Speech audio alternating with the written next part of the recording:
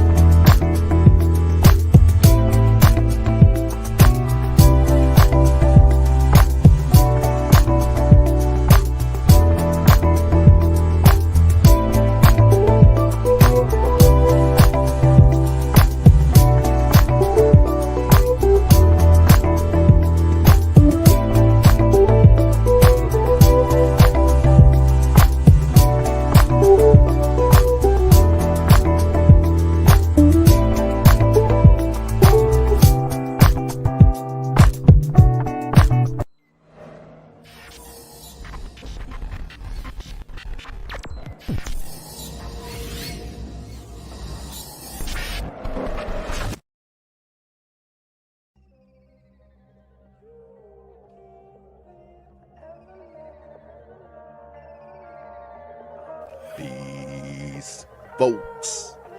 This is X from TPOT Media. Open your mind and wake your black ass up. You know what time it is. Hit that damn like button as you make your way in the door. Grab a seat, settle in, get ready. It's the Grown Man Hour with your host, my man, Bernard Riley.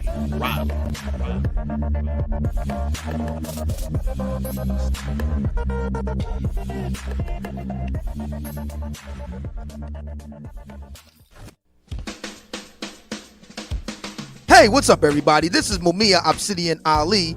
You know who I am. I need no introduction, right? And you're listening to the Grown Man Hour with my man Bernard Riley, heard weekdays right here on YouTube. What do you think about that? How about that? Now let's get back on with the show. Thank you.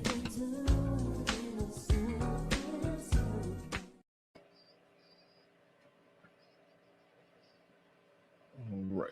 I got to get that muted. 1 second. That should be muted. Y'all probably heard that. Hopefully you didn't.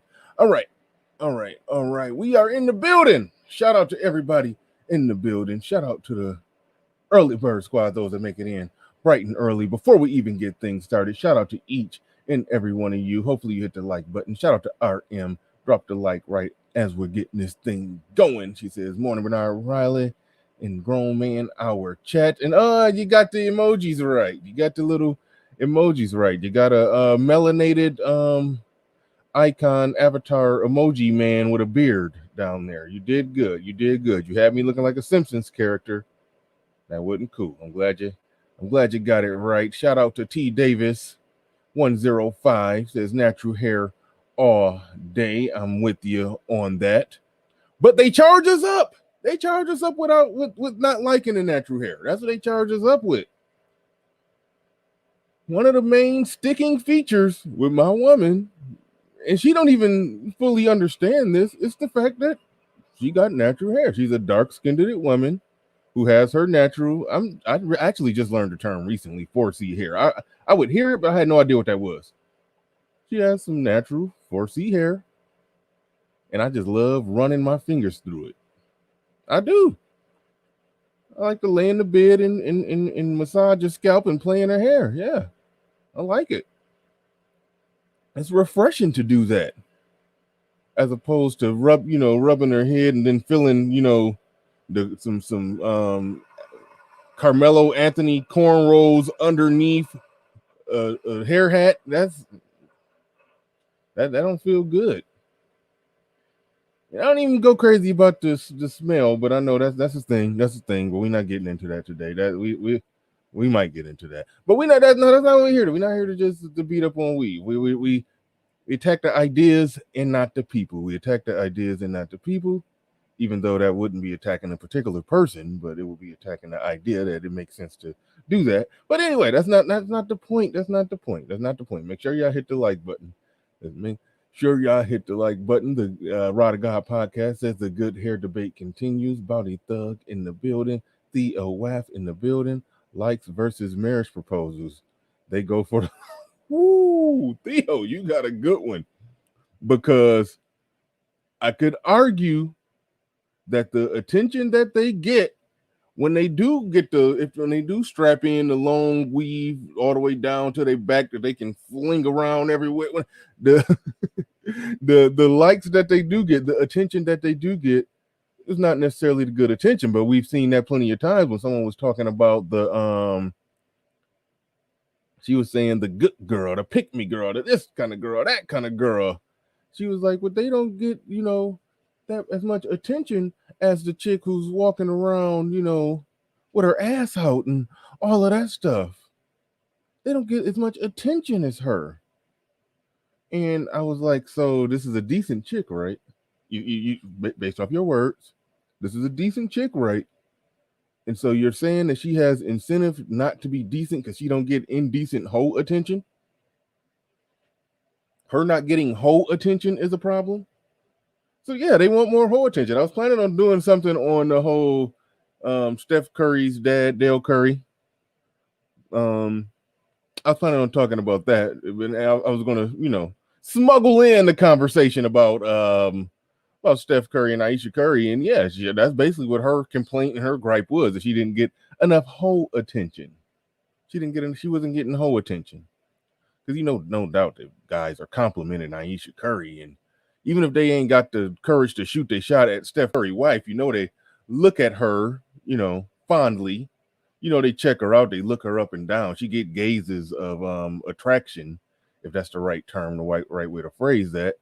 She gets that all the time. My argument was, back when this was a story, my argument was that she essentially she got used to that and she needed a stronger dopamine hit.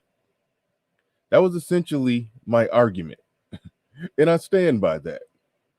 And so basically what they're complaining about a lot of the times is that their dopamine hit is not hitting as hard as they would like it to when it comes to the attention that they love, that they seek, that they crave.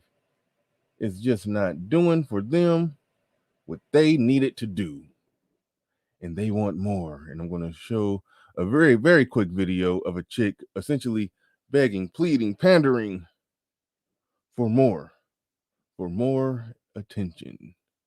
Needs more attention. Let me share some. Well, let me finish shouting out the early birds, those that make it in bright and early before we get things started. Logan JJ says, don't blame the likes, blame the European standards of beauty, which I think is kind of some nonsense. Aaron B in the building. What's up? And shout out to you. The Mac the Trucker, he says, what's good, everyone?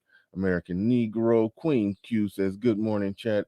And Bernard, FBI can confirm that natural hair is better. Right on, right on, right on. Whoever created 4C hair is what? Bay Yang Gate.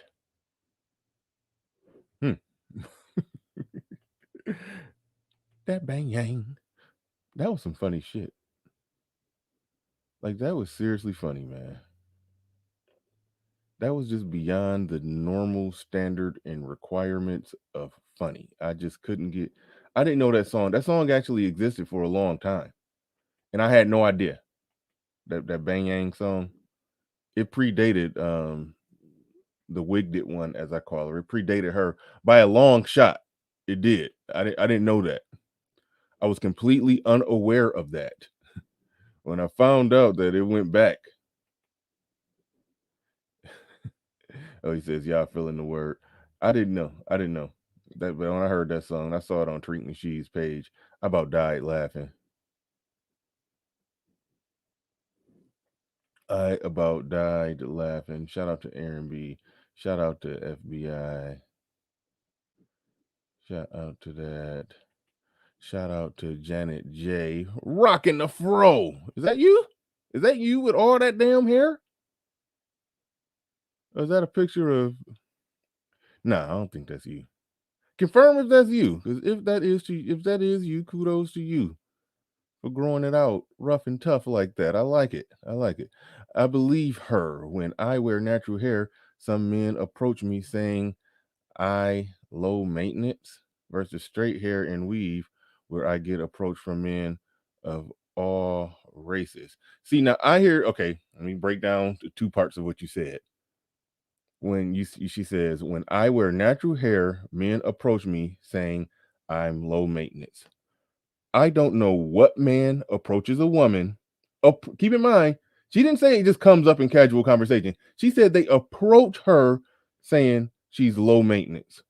No guy who's interested in a woman is going to approach her saying something negative, unless it's in a like a little, teasing kind of way to, it's some game to that. I get it, but for the most part, if most men when they approaching a woman, if she got natural hair, oh, I like girls with natural hair.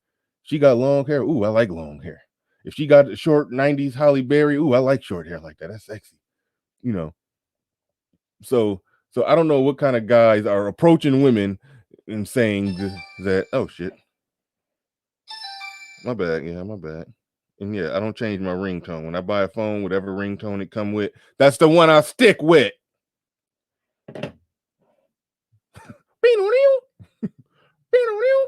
That's my ringtone. I don't care how wacky it is. Whichever one it come with, I rock with it. All right. But anyway, breaking down this comment, she says, I wear natural hair. Men approach me saying I'm low maintenance. Where nowhere in the history of history do a man approach a woman, hey, how you doing? I'm so and so, I'm Bernard, blah, blah, blah. Yeah, girl, you look real low maintenance. Mm. Who the hell says that? Nobody. So I think you made up that part. Versus straight hair and weave, where I get approached from men of all races and status. Now, the reason I don't believe that part is because I'll normally hear the opposite. I normally hear women say when they rock their natural hair, other men of other races are more likely to approach them. That's what they say.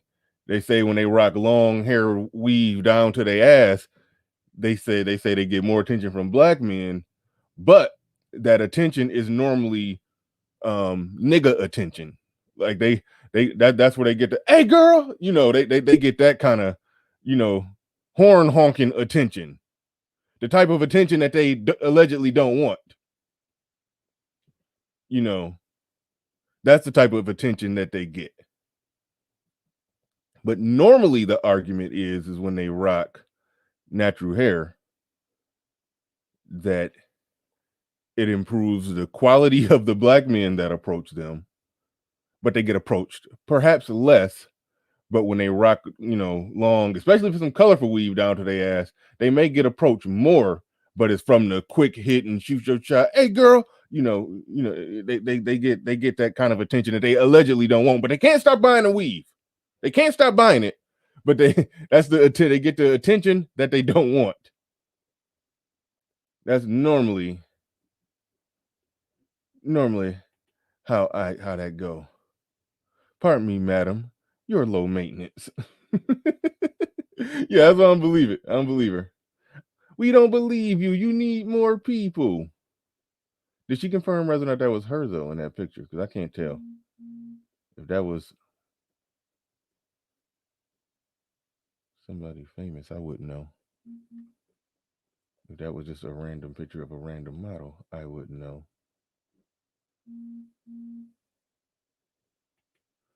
Shout out to Clue. She says, Bernard, it comes down, I believe she means down to length. Also, when my hair is fluffy, I don't really get them. But as it shrinks, then yeah. Who is them? And who is them? I don't know what you mean by you don't really get them.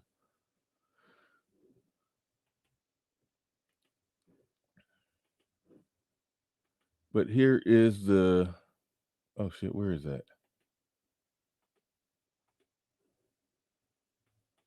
Here is the picture of the lady whose Instagram we're going to crash. Yes, we're going to crash her Instagram and see if she's telling the truth. This ain't no Instagram models, ain't no her, ain't no butt, ain't no TNA all over the place. It's just a regular chick. So I'm telling you guys in advance, go over there and act like I mean, no, hold on, huh? Don't go over there. But in the event that you can't resist, that you just got to, because her Instagram name will be visible. In the event that you just can't resist and you just got to go click on it yourself, you got to type it in and try to find her. In the event that you just can't resist, don't go over there on no BS. She innocently made a video where she was simply talking about how she don't get as many likes when her hair is natural versus when it's straight. I made up those numbers right there. Let's just throw that out there. Nope, I made up those numbers. Those aren't the real numbers. I just made that up for the thumbnail.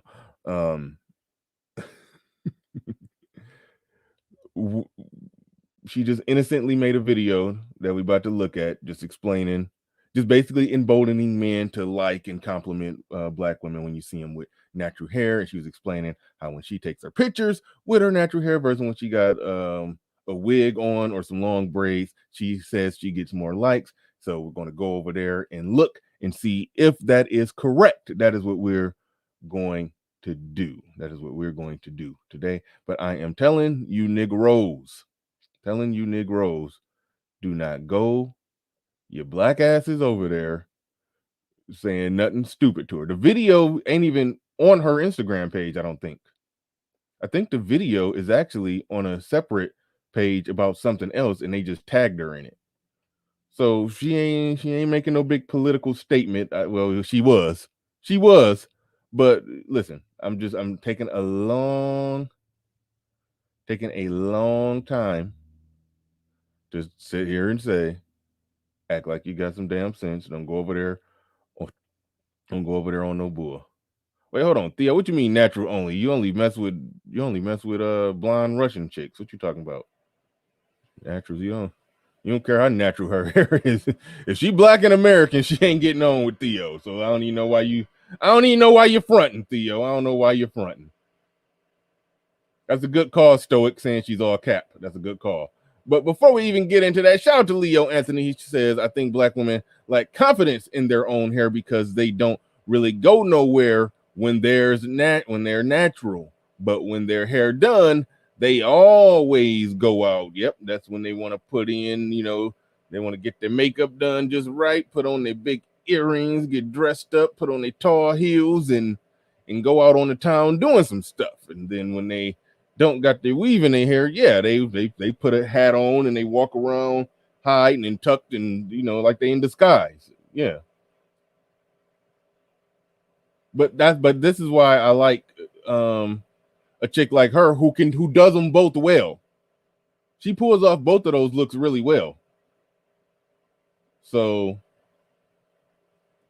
when somebody can pull off both looks really well, that's now it's an apples to apples comparison. If you say you get approached more or you get more likes when you got weave in your hair, but when you don't got weave in your hair, you fucking you get your edges is all the way back here. You know, nah. But if you can do them both well, then that's an apples to apples comparison.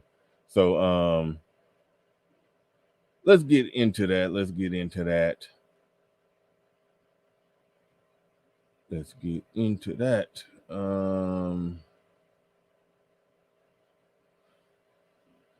Where we at? Trying to pull some things up.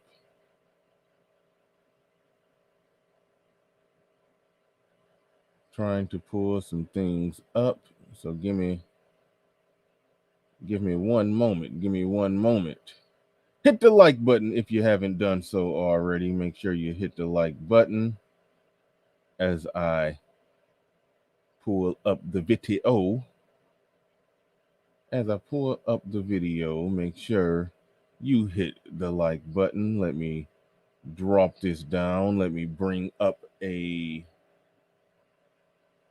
another screen share.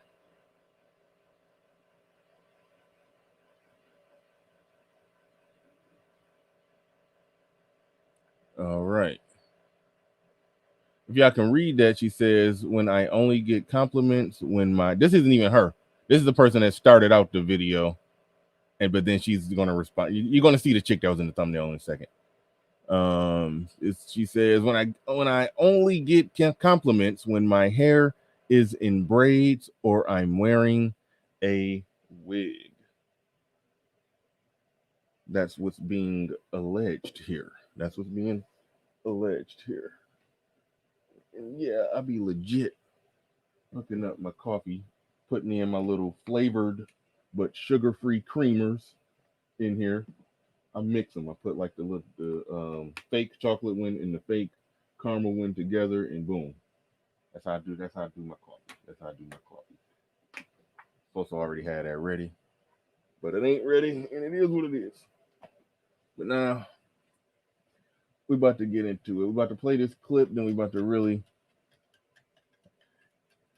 get down to this bottom. Get down to the bottom of it. We do investigative reporting here. All right, let's go. Wait, hold on. It's going to start out with a weird song that hopefully don't get me a copyright strike, but just ignore the weird song part of it. The part we listen to after they get done showing this chick, the actual chick that's in the thumbnail. We're going to hear her talking and explaining herself. Hopefully I could hear everything if I set it up correctly. I think this is affecting me mentally, like long-term shit. This right here really messed me up because I really feel that way, especially like whenever I like wear my natural hair out like I am right now. Like my posts do not do as well as if I'm wearing a wig, and like that's not okay. So like if you see a Black woman with her natural hair out, like that post. Tell her that you love her hair, because it's hard enough to love your hair, especially when it's 4C, child. Please, because all these 3B, 3C girls, y'all be giving them attention. As soon as it comes to a 4, y'all are, ooh, what's that? Can't like that. I'm just saying, like, it's really messed up. It is. So please, don't add to it. I've been saying from the start, what they want is more whole attention. I've been saying from the start, what they want is more whole attention. Now, here's the thing. This is the page of the chick who made those comments. This is the page of the chick who made those comments. Hopefully y'all could hear everything just fine when she was talking. Hopefully I could hear everything just fine when she was talking. Now, here's the deal. I've always long said, and we're about to look into this and see if it's some validity to what she's saying. We're about to go down the pictures. You can kind of see what her average likes are. They around 389, 2 something. All right. We're about to look at this. That's a video.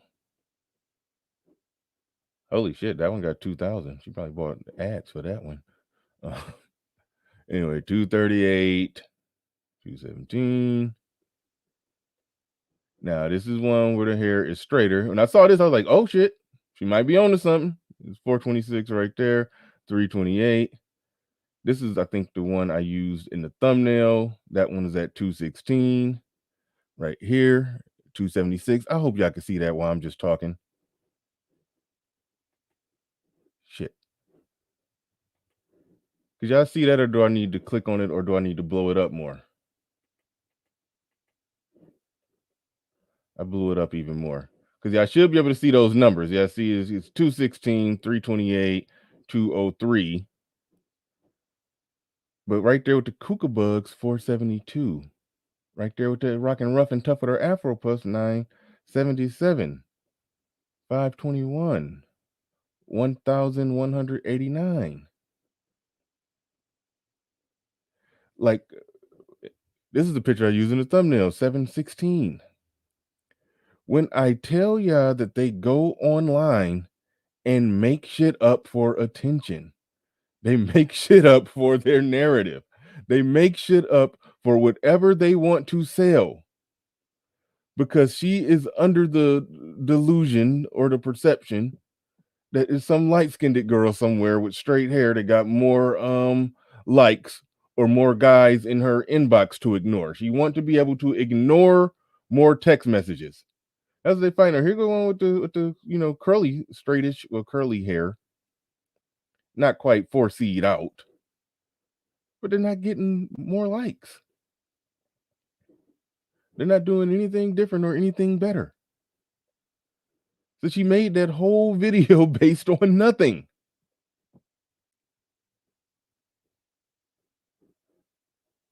The whole thing a damn cry for attention. Please like me, but when all the evidence is showing that people do like you when you got your natural hair. So what's the that's why I say this whole thing amounts to nothing. It amounts to begging and just some, I don't even have to call it, some special pleading. I don't get it. I don't understand it. But y'all can see she has lied. Y'all can clearly see that she just lied. She just made some shit up. She just made some shit up and said that she gets more likes when when her hair is straight or in a wig or in long braids. But the ones where she get the most likes is when it's her natural hair coming from the root in some afro-y texture. That's when she gets the most likes. Now, after y'all saw that, let's listen to this shit again. Hold up.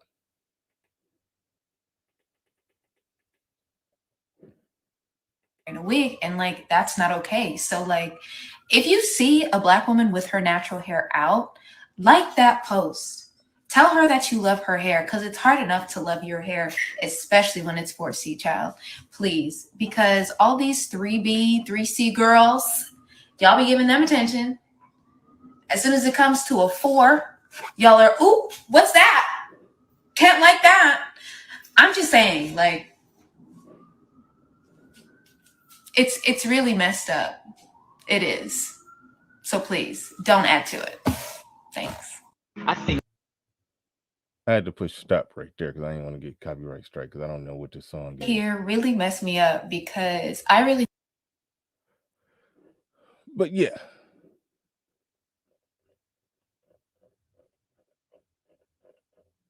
Shit, I see a super chat somewhere. I sees a super chat somewhere.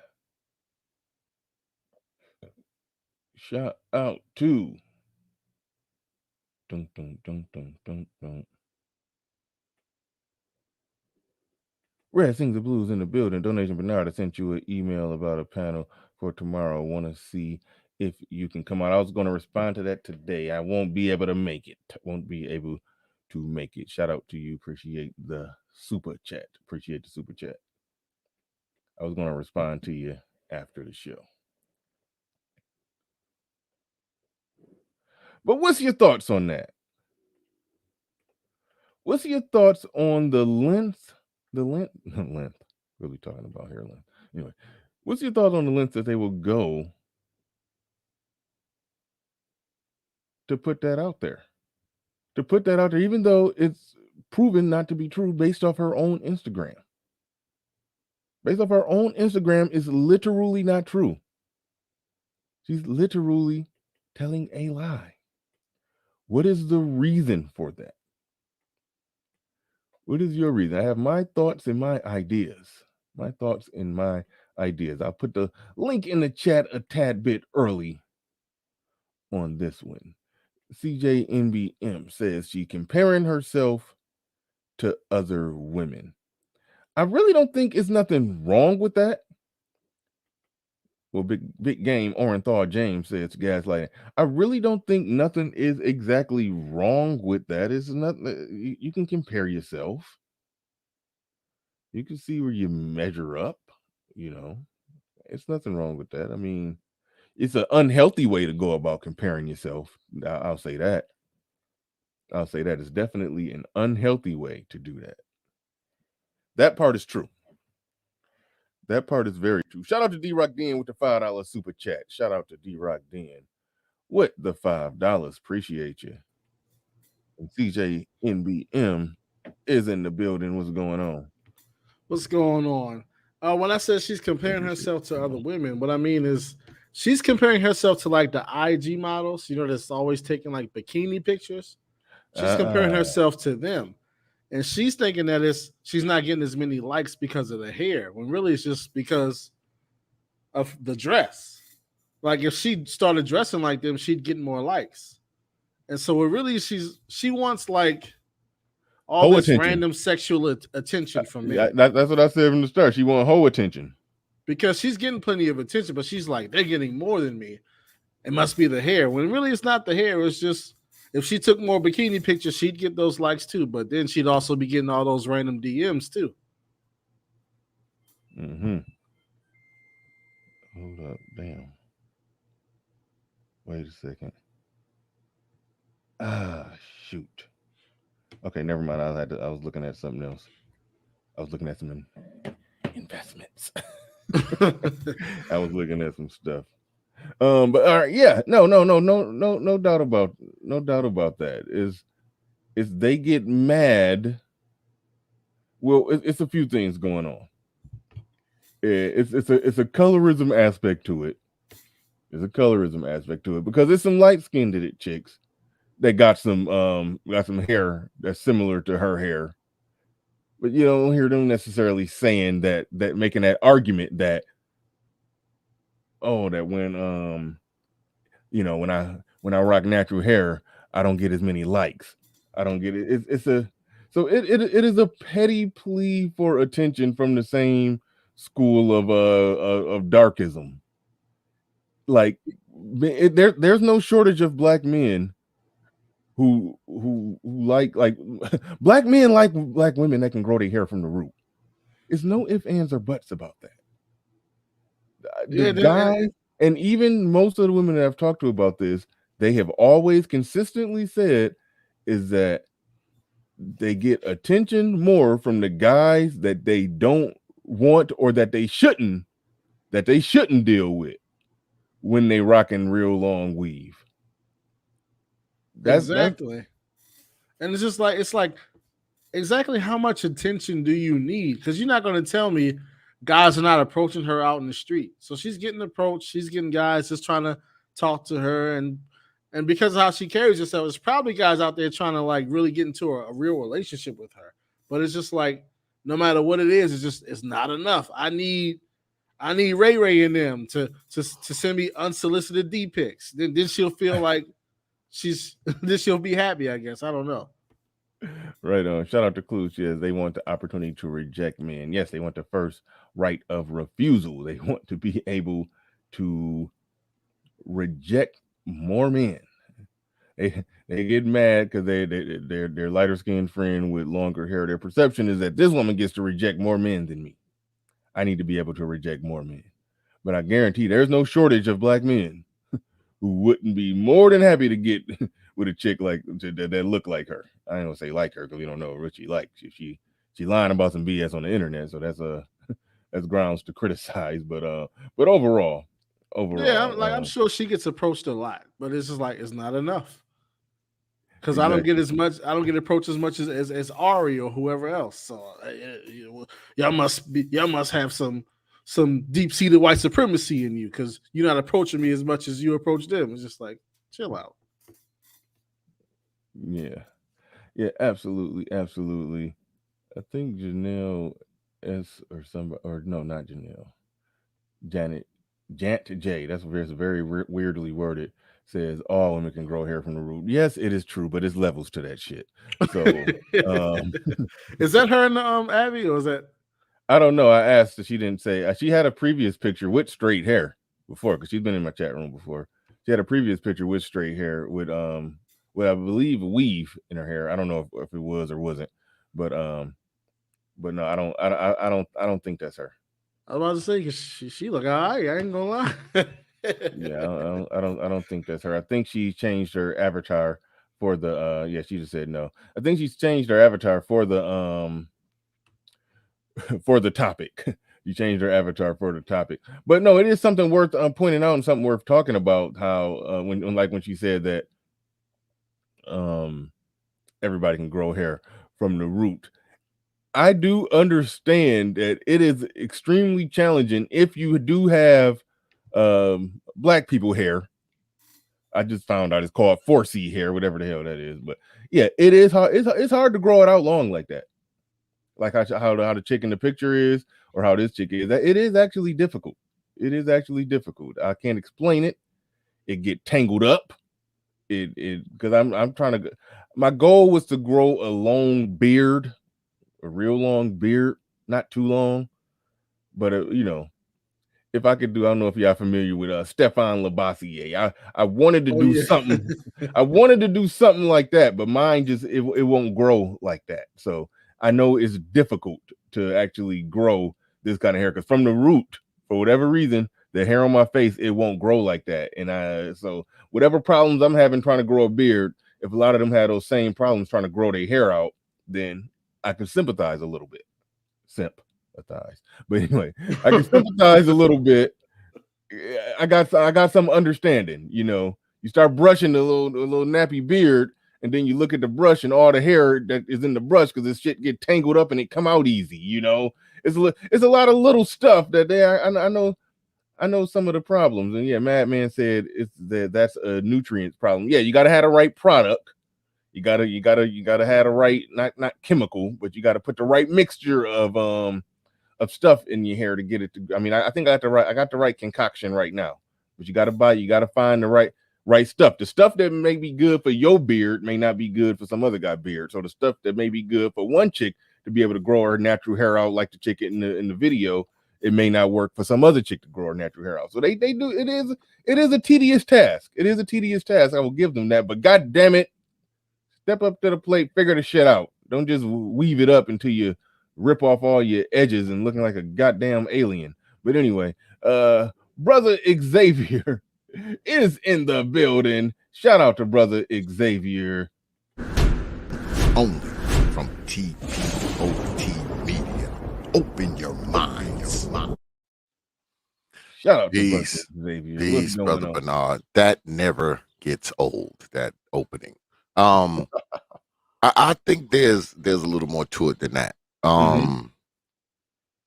Okay, they get more likes with the natural hair. They get more likes with the straightened out hair. Allegedly, and less allegedly. Because I just proved that that's not true for her. She get more likes when her hair is natural, but some of them probably do get more likes when it's straight. But she made the video, but her Instagram does not reflect what she's saying in the video. So there's that.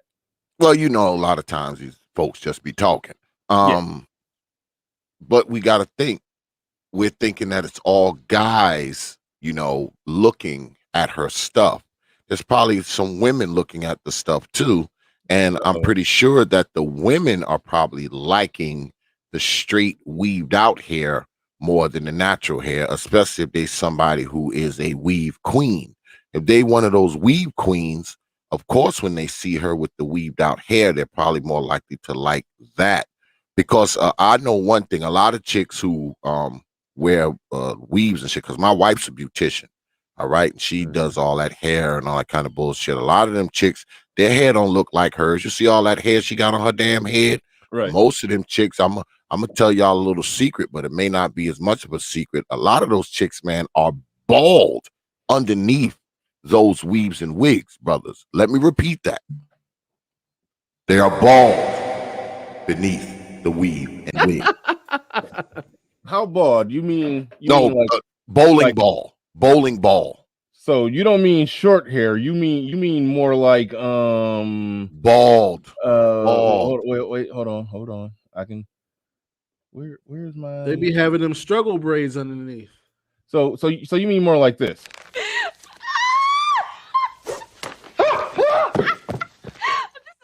Because I've seen them. I've seen them with my own eyes. Bald underneath. Nothing. No hair grows at all. They may have that you know how the dude have the horseshoe, you know, those dudes who have that horseshoe on their head where it's just, hair, around the sides of that. It's a lot of chicks who wear weaves and shit. Their head looks like that.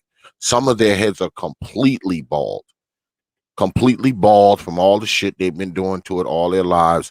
The glue, the chemicals, all that kind of shit. Some of them are completely fucking bald underneath there. So guess what? There is no natural hair to wear. There is no natural hair. Going natural means looking like fucking Telly Savalas. That's going natural for a lot of those chicks. I'm telling you. That's just the truth. They tell you that protective style shit, but a lot of those chicks, man, shit, they straight bald underneath there, man. They got like fuzz underneath there. Now, of course, some of them they have the braids, where they attach the braids, they attach their weaves to the braids or whatever, with the tracks and all that kind of shit. But a lot of those chicks I know, because my wife's been doing this for like years, and a lot of those chicks, man, that I used to see in her shop and shit, man, the motherfuckers are bald, man. They don't have no hair underneath there. I mean, absolutely none.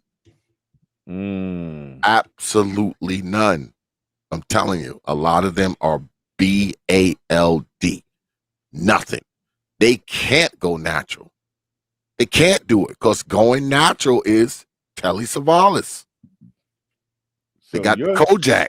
They got Kojak going on up under that shit, man. So your theory is that if it is less likes on pictures when they can rock some hair like that, it's women hating that's driving them likes been driving them likes down. Absolutely. Because who's on social media more? Who's more active on social media, men or women? We already know it's women, especially when it comes to black folks. Right. Black women are on media more than we are. That's just the truth. Yeah, that's just the truth. So a lot of those likes and dislikes and all that kind of stuff, man, it all comes through the women.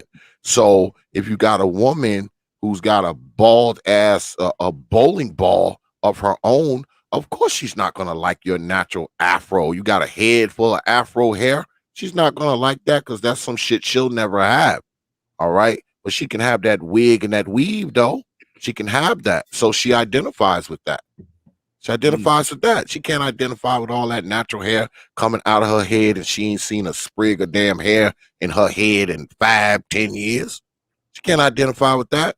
Have your wife ever actually explained? Like, I understand how this rocking weave can make your edges and all that junk and get all messed up, but when it comes to hairing like the top and middle of your head, like what's exactly killing that to the point to where they're practically bald, like the chick, the clip that I show? Like have she ever explained how did that even work? Like I always thought like the perm over time killed it, but is it just a ripping take when they taking the weave out? I think they can get impatient and just start ripping the shit. Like I've seen that before. Well, you gotta think, Brother Bernard. A lot of these chicks, especially the chicks who are, say, like in their 20s now, right? Probably if they had an old mammy who was into weaves, guess what? They've probably been putting weaves in their hair since they were children, right? And when you're a child, you don't have no choice because you got to do what's called for by these old mamas. So you got to do what mama say, right? So if you're wearing weaves from the time you're 7 and 8, 9, 10, all the way up till you can make your own decisions, by the time you get to be an adult, your hair has never been without a freaking weave. All right. So now you don't have any choice but to wear that shit. You don't have any choice at that point because you've been wearing it ever since you were a child, getting it sewn in, glue, chemicals, all this bullshit piled up on there. And now by the time you're old enough to make your own choices, guess what? Your hair is ruined because it started getting ruined when you were a child. So now you don't have no choice but to wear that crap now because you got like a half an inch of hair on your head at this point, especially if you're doing it with the glue. If you're gluing it, because that glue does what? It rips the hair out and destroys the hair follicle completely. It destroys it. And then you get what's that thing my wife say all the time? Alopecia they talk about up there. The whole, because once your hair follicles are destroyed, that's it. You know, you either got to go to like the hair club for men, or they have to grab hair from other parts of your body and take those take those hair growth cells and stick them on your head or something like that. I'm telling you, a lot of these chicks are bald. They're strictly bald underneath there. God damn. All right. Shout out to Space Kitchen's podcast. Says literally bald. My ex is a cosmetologist. What the hell? Really? Nigga? Satan? Okay. All right. All right. It's Big Mag the Fitcher in the building. Shout out to you. Welcome to the show. Go ahead. You got the floor. You got the mic. Good morning, everybody. You know, just like the brothers mentioned on X, it's a lot of damage, man. It's a huge. It starts a cycle, man. It starts a cycle of destroying the scalp, the hair, everything, man. I remember my ex-wife. You know, she had the money to do all types of hairstyles, and she had a nice medium length as a brown skinned woman, a nice medium length hair, but she was thoroughly convinced that the long past shoulder length weave was the thing to do, man. And I remember at one point I was encouraging her to, like, if you're gonna do it, wear a wig, because the weave is basically destroying your scalp, your edges, everything else. And after a couple of years of using weaves and wigs instead of the weaves, you can see the difference in her hair. But it still wasn't going to help, man. So, you know, she was going to wear the weave. There was no natural, I can't do it. And I think it has a lot to do with attention. I think that the less attention we give, and I mean social media attention, like the instant like, the push of a button for that validation, because my belief is that women, with the attention, it lets them know that they're wanted, desired, and everything else. So if you can get that on a daily basis from the world, you're not incentivized to keep that close. You know what I mean? Like, you know, you guys were touching on it, like you put a picture up on the internet for the world to see. And what you're doing specifically is to garner likes. You put on your best, you do your best pose, your best makeup, your best whatever. And you want these likes, these instant clicks. It's like a drug. Like 15 years ago, before MySpace and all this other stuff, man, you had, it was social interaction, not social media. And I think that we need to stop paying attention. We need to stop smashing the like button and clicks and all this other stuff and feeding the monster, giving gasoline to the flames of what we see is creating. You know, like, as a black man, I like black women in every shape, form, and fashion, man, whether the hair's long, short, whatever. If you're doing it, putting it together, we all know it looks good, no matter the hair length. But if you were to speak with the woman, they're thoroughly convinced that you guys like this, you guys like that. That's why we do this. Oh, man, like, for real, for real. If you wearing the #1 Caesar, but you got it, and I don't go for the shaved close heads, but if you wearing the #1 Caesar and your outfit is right, your look is right, you're beautiful. It's just no ifs, ands, or buts about it. The #1 Caesar, you mean a full blown shaved bald head? Yeah, exactly. I ain't going.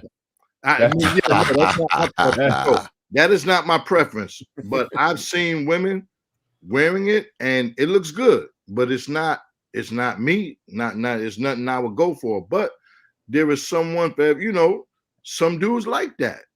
And I know of some dudes who like that. But I think that we're paying, this instant gratification, this instant like thing. When, man, today we're in a bad way, because today one of the few that a woman has, she can get it from strangers out in the world. Then with your own money, with your apparatuses and other things like this, like, why do you need anything? I can turn on social media, go get this instant validation, and it helps me sleep better at night. So if I destroy my scalp, I can put on another mask in the morning with a few $100, $1,000 or so, or whatever, and go make my hair look good again on the outside. I don't know. We're in a bad way, Bernard. No, and when you said a couple thousand, no, listen, they can go into the Chinese store. They can get that done for a lot cheaper. Lower quality is going to be tangled up and matted looking in a few days, but they get it done real cheap. Now the stuff that that at a glance look good and look real, then that's that expensive. So that's the same stuff that that Beyonce got on her head. Some of them do be dropping $1,000 for that, but most of them, no, that chicks ain't working at Popeyes dropping $1,000 on some weed. They going down there and buying the cheap. They buying bundles from the Korean store. Yeah, all day. Getting their homegirl to put it in. It was definitely from the perspective of my ex-wife, man. And I'm talking about over a 10-year marriage. Boy, we got the price of cars out there. Damn. Yes, it's crazy. And this is like, the more money you make, the more you're gonna do with it. That's true. How much? What was the monthly or bi-monthly budget on that? When it was open for discussion and we had the discussion on the table, we were in like the eight, like 800 to 1,000, because first there was the purchase of the hair. That was the one thing. Then they got to get it put in. Yes, and then the person who did her hair was so-called a beautician of the stars and things like, Atlanta hair show traveling and high-end clients so yeah, it was some money. And then once it was out there that I'm questioning what you're spending on your hair, those discussions closed down. Yeah. It's pretty lucrative, because my wife does it. She does that shit. She's been doing like hair and shit like that for like 30 some odd years. She's been doing it, and it pays, especially if you're good at it. But this is the drawback with some of those lower, how should I say this, the people on the lower social economic scale, because they'll get one in and keep that shit in for like 10 months. And when my wife is like taking it out, I mean, there's green and brown and gray mold up under that shit. And, and the mold is flying and shit. That's why you see a lot. I want y'all to notice something. When you see these chicks that always got like this cough, you ever see those chicks who always got this like kind of cough? That's because every night they're sleeping next to that mold and shit that's up under their hair. All right. Especially if they have hair braided down underneath the weave. All right. You're talking about sweat. You're talking about humidity. They're going in and out of the sun. They're going from hot to cold, and they're not changing it. They're wearing it for 8, 9, 10 months. So guess what? When it comes out, there's mold underneath there. Gray mold, brown mold, white mold underneath the freaking weave. I mean, why you think they constantly spraying shit on it and doing all this bullshit? Because it starts to smell moldy and mildew, especially if it's getting moist from time to time. Because even if you're washing it, right, and you have this stuff stitched into your braids, now you may be able to dry the fake hair on the surface, but down near the scalp where those braids are, it's still moist. All right? It's still moist. And you're laying down on it, then you get up the next day and you do that for 8, 9, 10 months, that shit start to stink. It start to smells like a bull's ass, It's freaking mold and shit and mildew and shit growing. Because I've seen it. I've seen it at my wife's shop where she's taking like hair out, man, and these girls have mold underneath it. The mold is like the spores are flying, you know? Shit, my wife used to wear a mask before the pandemic to keep from breathing in the fucking mold spores that's flying out of these chicks' hair.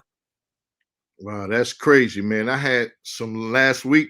I had some lemons go bad and mold on the countertop. I remember picking them up. Just the mold from the lemons had me coughing for half the day, man. I couldn't imagine. I couldn't imagine. Wow. Telling you, man. You know, it's like heroin, man, or something, man. It is, you know, and again, I just want to reemphasize, like, we have to stop paying it attention. Like the fuel to the fire that's raging. And we're covering a lot of topics now today, you know, and which I think is helping our people, but we need to stop giving that attention. Let the women give each other attention. That's they're gonna do it for each other. But the sooner they start saying that, yo, this is gonna matter to me as a man, is when I think after that you'll have it followed that I'm doing all this for nothing. Shout out to Enlightened Man, says brothers walking in the snow. I'm assuming that mean in relationships with white women do not have such frivolous expenses. If you're in a relationship, sort of like how Big Mac the Fisher was talking about, he was in a marriage with a black woman and he had expenses like that. If you in a marriage with a white woman, particularly a quality one, you got some damn expenses. So white women come with expenses too, just not that expense. So we don't make bad arguments over here, but you can say that you won't be with a woman that has that particular expense, but there are expenses. There are expenses. He got Becky in the Abbey. He proud. He want everybody to know. Brother Bernard. What's up? I'm gonna send you a video. I want you to play this so you can see what I'm talking about with this moldy shit. Are you about to send it right now? Yeah, I'm sending it right now. Well, you can just share it if you got it. I can share it? Yeah, okay. You should be able do to. That. Yeah, okay. should. Let me do that then. Remember, I'm old, so you know I'm not that good with technology. You know what you're doing. Shout out to everybody in the building. Hit the like button. Shout out to Game Changer. Here we go, fellas. This is what goes on underneath the scalp. These holes here. Can y'all see it? Oh shit! Yeah. Hit the screen, the button to enlarge it. The full screen. Oh yeah. That's right. Not the other one. Not this one. The square one. Oh, my bad. All the way in the right corner, far right corner. Yeah, I did some other shit. Right there. There we go. All right. Oh, still didn't do exactly what I wanted to do. This is what I've seen many, many times in my wife's shop. See that? Oh, she peeled back the weave, and that's what was under it. Yeah, white mold, brown mold, green mold. That's from wearing that shit. An old woman with gray hair. That's mold. No, that's mold. That's mold underneath there. Unreal. Mold. Unreal. Shouldn't have to rock a baldy now. You practically you gotta cut that off. Yeah, you gotta cut that off and start again. Yeah, it's like shaving down a flea bitten dog, man. Yeah, shearing the sheep. Yeah. God, this is what they're willing to go through, man, to have this shit, man. What they're willing to go through. They're willing to go through having the mold and the bugs. I mean, my wife, she talk about bugs and shit being in it and all this kind of foolishness, man. Oh, all this kind of foolishness. Yeah. Yeah, not to say it's our responsibility, but more than half of that is because thinking that we like that. We want to see more hit. Man, listen, I mean, I know people have had this discussion with women and heard it, man. They think that we like that. They think that that's what we want. And, you know, I think that's just what they say. I think they're the ones who like it. It's the excuse. I'm going to tell you, I'm thoroughly convinced that all this equality, feminist movement, all this other stuff, they just want to protect their right to do whatever the hell they want to do. It ain't about nothing more than protecting my fucking right to be who the fuck I want to be, do what the fuck I want to do without repercussions, without accountability, without you saying, no, you shouldn't be doing no shit like that. That's insane. How do you, at what point, it's like, it's a dick. At what point do you stop and say that this shit ain't right? How far have you gone up the path to where you're going to ignore how your scalp smells? As a grown man, after any exertion, I do that thing where I take my finger, put behind my ear. And I'm bald headed. If my sweat is stinking in the back of my ear, it's time for me to go home or end my social actions and my social interactions until I get home. Come on, we grown. Come on. No, I'm with you. Yeah, it's like they keep saying that they're doing it for us, but honestly, I think they're doing it for them. I think a lot of these women, when they wear the weave, they feel better.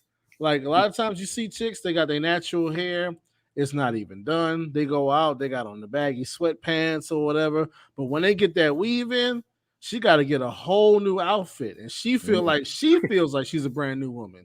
She feeling good about herself. So it's not really us. It's a lot of, they feel better when they put it in. Yeah, they go get the car wash that one time in a month. They go get the car wash. It's right after they leave the beauty salon. Yeah. Any other time they got that damn bag on their head.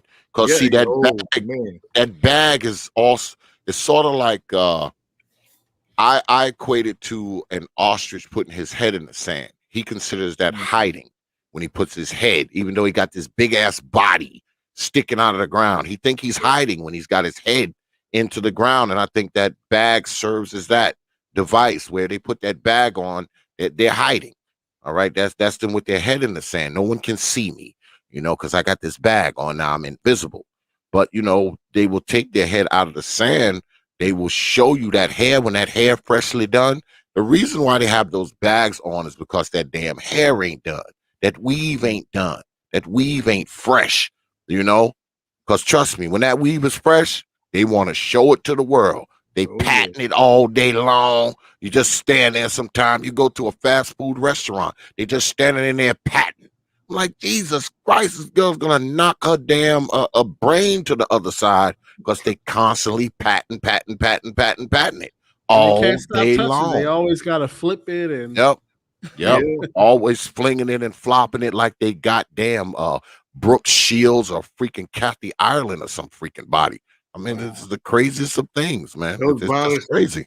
Those bonnets are something else. I remember what is it called? The wrapping set, right? That's the one where you wrapping set and you put the long bobby pins in it to hold the hair flat around so to straighten after the wash. That's called the wrapping set, right?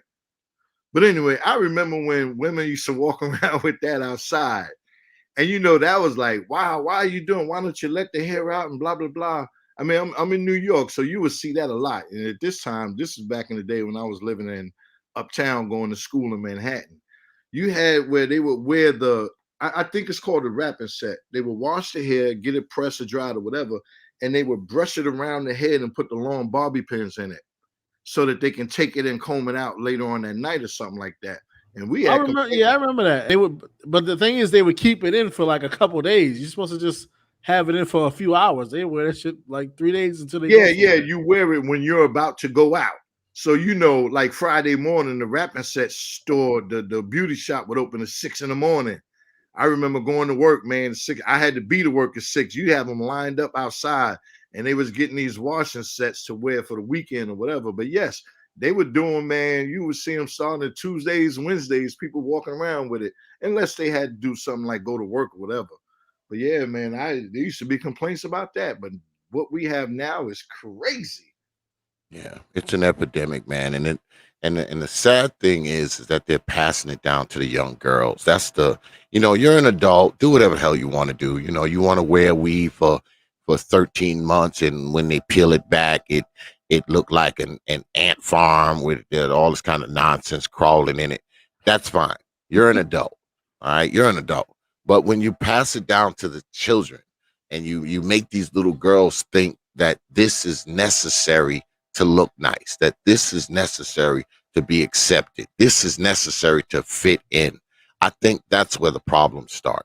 You know, I mean, adults can do what the hell they want to do, because I ain't into trying to change adults' minds, you know, and try to train freaking adults. You know, I think it does more harm to the little girls, because if this girl has this slick hair on her head, right, and it's blonde, all right, she black with this platinum blonde hair, and she has a 5-year-old daughter with this quote unquote 4C hair, I think that kind of sends the wrong kind of message to the daughter, because she doesn't have the same type of hair that she sees on her mama's head. So I think that affects the little girls more than it does anybody else. I mean, who gives a shit what these grown ass freaking women are doing?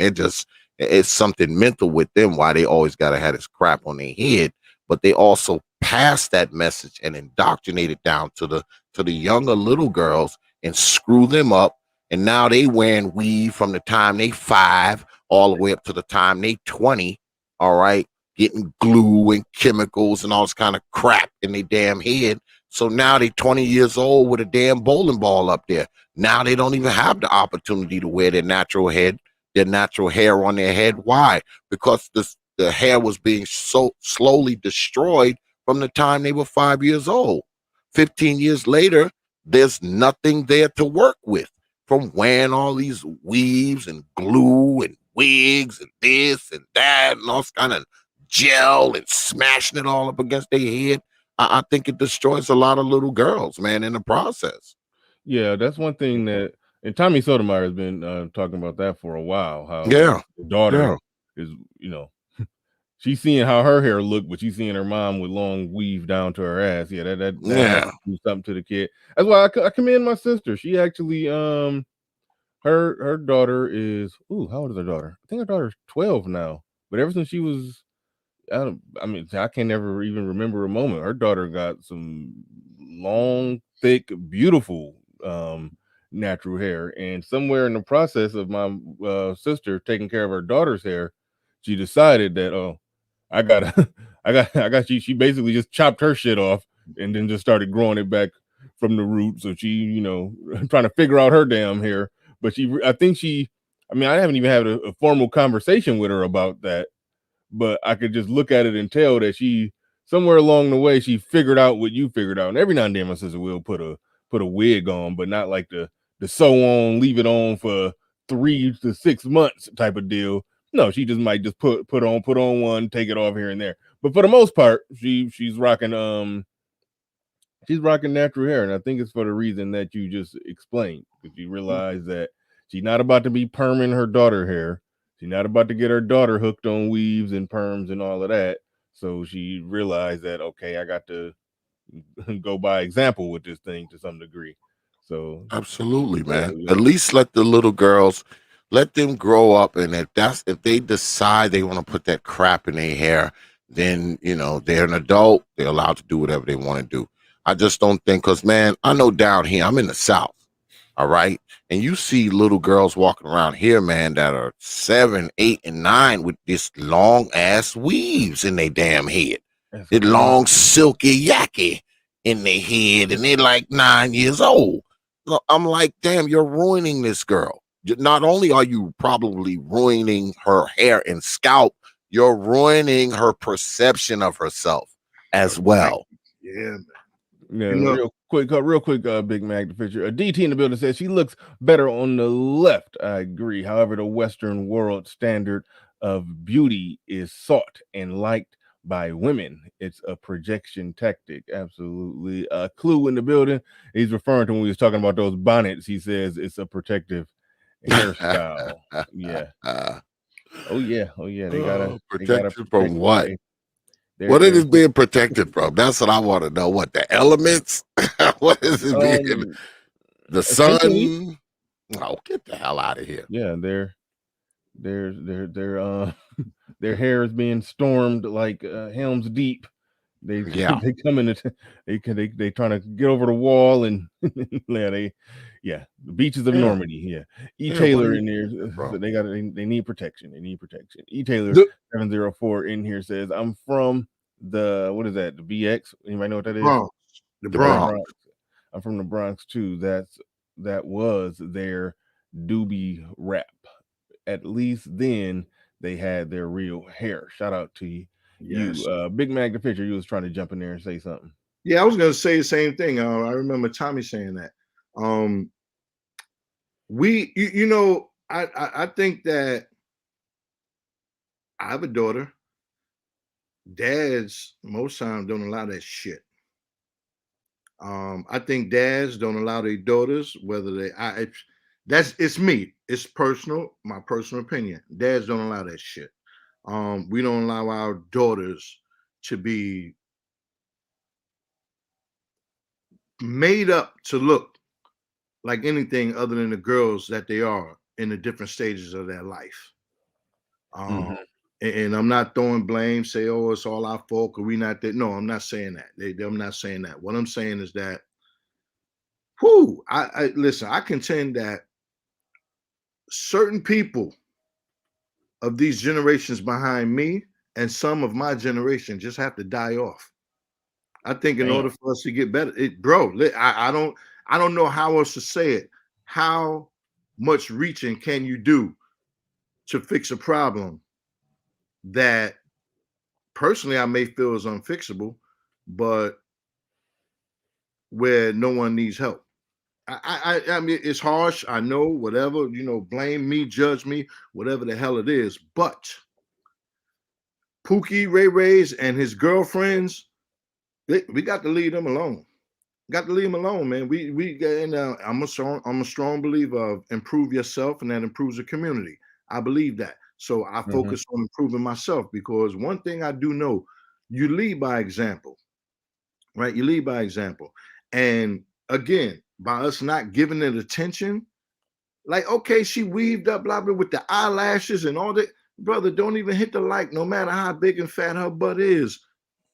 You know what I mean? Leave it like that. You have to starve the attention. And the women who are going to give the others the attention there, let them do what they do. And then maybe they'll start seeing that, whoa, this shit only matters to us. I want it to matter to him. So maybe if I amend my behavior and make myself matter to him, there'll be a difference. It's just hard. It's hard. I don't know, man. I don't know. Uneducated Lame in the building. He's in the top 10 as far as these YouTube names. Uneducated Lame. I like that one. The problem is they don't know how to do their own hair. Yeah, we touched on that. And will not take the time to educate themselves or their daughters. That's why, like I just said, I applauded my sister because I think she was perming and weaving it up big time. But with her daughter, she made a decision and she, I think she's probably learned more how to manage some long, thick, natural hair from doing her daughter hair. And yeah, it's tedious. Like her daughter, yeah, I'm not gonna go into many details with that, but yeah, I think it's a tedious process. It's a tedious process. I'll just say that it's tedious, but they take the time to do it. They take the time to do it. I'll just say that. Yeah, I mean, I can't even explain all the process. I was about to try to explain the process, but I can't. But I'll just say it's a tedious process, but they take the time. Yeah. Again, I mean, we talking about, indoctrinating and, passing down these concepts to the younger girls. I mean, I'll say again, you're a grown ass adult. Okay, you're an adult. You do whatever you want. My problem is when you're passing down these ideals to a very young child, a child that is 7, 8, 9 years old. You start her doing that, right? By the time she's 16, she has a total different perception of herself, especially if she's around other girls who has had the same thing done to them. So now you have these girls who think I gotta have this damn weave that's 3 feet long hanging down my back, you know, and all it does is escalate to other shit. That's when they start wearing the 5-inch eyelashes, and now they freaking got all these fake contacts on and 75 pounds of makeup on their face. And I think it just starts a vicious cycle, man, that kind of ruins, it ruins their skin, it ruins their scalp, it ruins their hair, it ruins their self-esteem, it ruins their self-image, it ruins their confidence. Because what you're basically telling these little girls when you're putting all this hair and crap, all accoutrements all on them, you're telling them what they look like is not good enough. And I don't think that's a good message to be given to little girls. That what they have, their hair, their skin, their whatever, their eyelash, it's not good enough. So you need to put this here on so you can look good enough, so you can fit in, so you can be accepted, so you can think better of yourself. I think that's a horrible message to give little girls. But what the hell do I know? I'm an old nigga, so I don't know anything. No, No, Mr. Shane Bitch is in the building with the super chat. Appreciate that. He says Big Mac is dead on. The subculture needs to die out. Depending on what part of the subculture you're talking about, it would cross over damn near the counterculture. I mean, well, you can look up the difference between the subculture and the counterculture, but some of the nigga shit that go on to need to die out is counterculture more than subculture. Yeah, Subculture is just a different culture, but it's not counter to the normal, wider, more predominant culture. Counterculture is is overtly negative towards the predominant culture. They want to see that die out. They want their culture to win. They want to take over. It's a I'm not getting into that. That's a whole nother story. That's a whole nother story. Black counterculture. The black counterculture. You got it, Bernard. You got it. Yeah. It's a whole nother show on that one, but yeah. I think the whole weave thing is just part of the dysfunctional black pathology that exists in parts of black society. I mean, look at shout out to Lord of Honesty. He says they won't spend a penny on a personal trainer, and that's it too. They will pour in $2 and $3 and $4 and $5 and $600 into this damn hair. Meanwhile, her ass weighing in at 270 pounds and she's 5'2". It's like, you see them walking around with this long ass platinum blonde and green and orange and also kind of nonsense, but her ass can barely get out of her damn car. Like, come on, man. She can barely take a flight of steps, but boy, she got that 4 feet of goddamn weave on, though, as she hacking like she just ran a marathon. Like, come on, man. Come on. It's part of the dysfunctional black pathology. That weave shit done worked its way in there over the course of years, and now it's just part of it. And it's not going anywhere. It's not going anywhere. It's not. It has to. It has to, man. It has to. It will, and I think it will, because even here today, so many, we getting to the point where so many people are just going to be turned off by it that it has no point. It has to go. Like, black people are ornamental. We're very ornamental, and we stylish as fuck. We know how to look good. We know how to do all this, right? There will be another thing. Hopefully, it's positive. But this weave, and like, I don't know if they can't realize the caricature of what beauty is with these eyelashes and these weaves, this colored shit, these 12-inch nails. Like, come on now. Again, we have, and what you were talking about earlier, we messing up the self-worth, the image, and everything of these little black girls. And alongside that, like you were saying, there's this button you can press to instantly make yourself better. But the foundation of it is missing.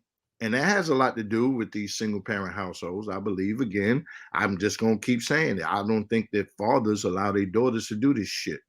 Ain't no way in the hell a father any one of they worth any salt is gonna allow a 15-year-old, 16-year-old daughter to walk out the house with the motherfucking eyelashes on and all this other.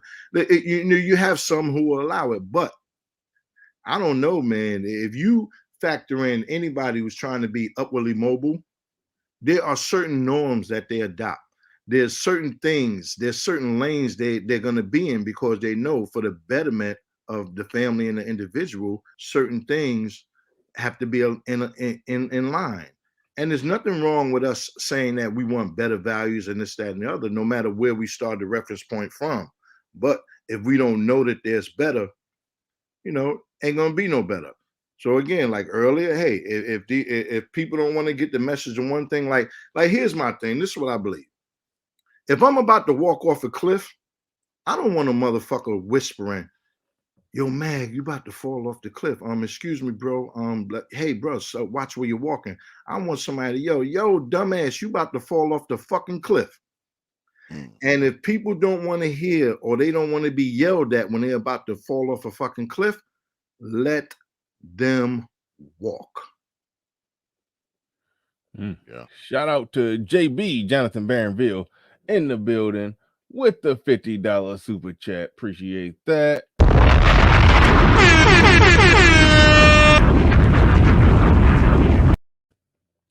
Shout out to you. And JB, you know we need to talk. We got some stuff we need to go over, man. You already know. But shout out to JB. Appreciate coming on through. Yeah, it's part of the pathology, man. And this is the thing.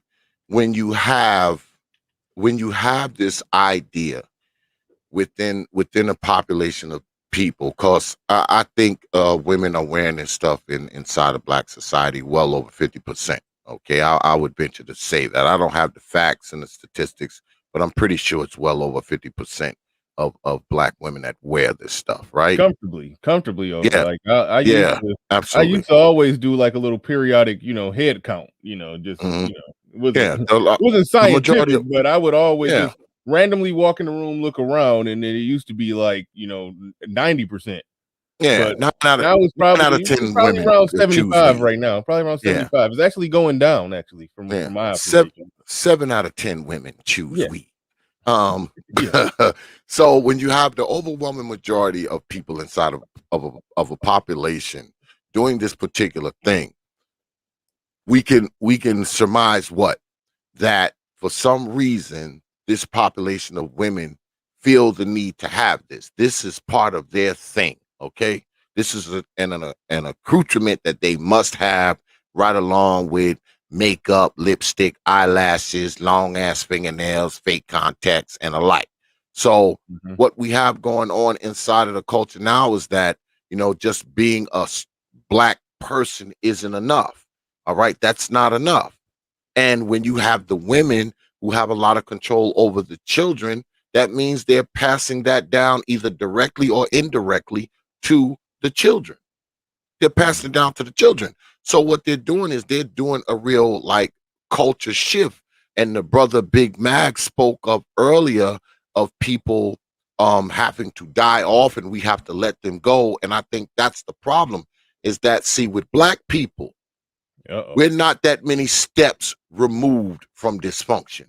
All right. No matter how good we're doing, no matter how good we're living, all of us got some baby mama we know or related to. All of us got a brother in jail that we know or we related to. All of us know somebody who owned crack.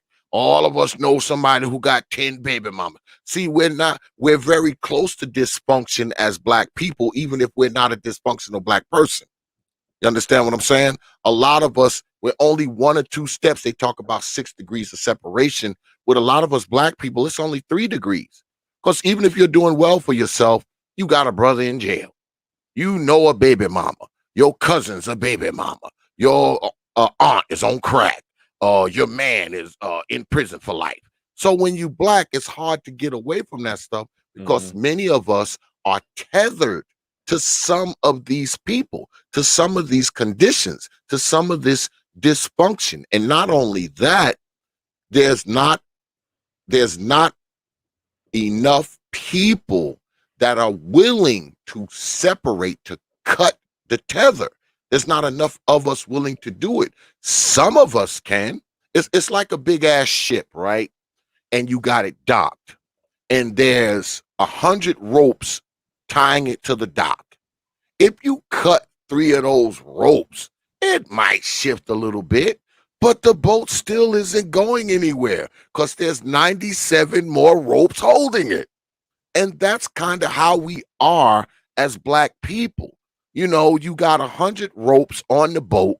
You're trying to get the boat out of the dock and off to sea, but you can only cut 4 of the ropes. You got 96 more fucking ropes holding it. So the boat isn't going anywhere.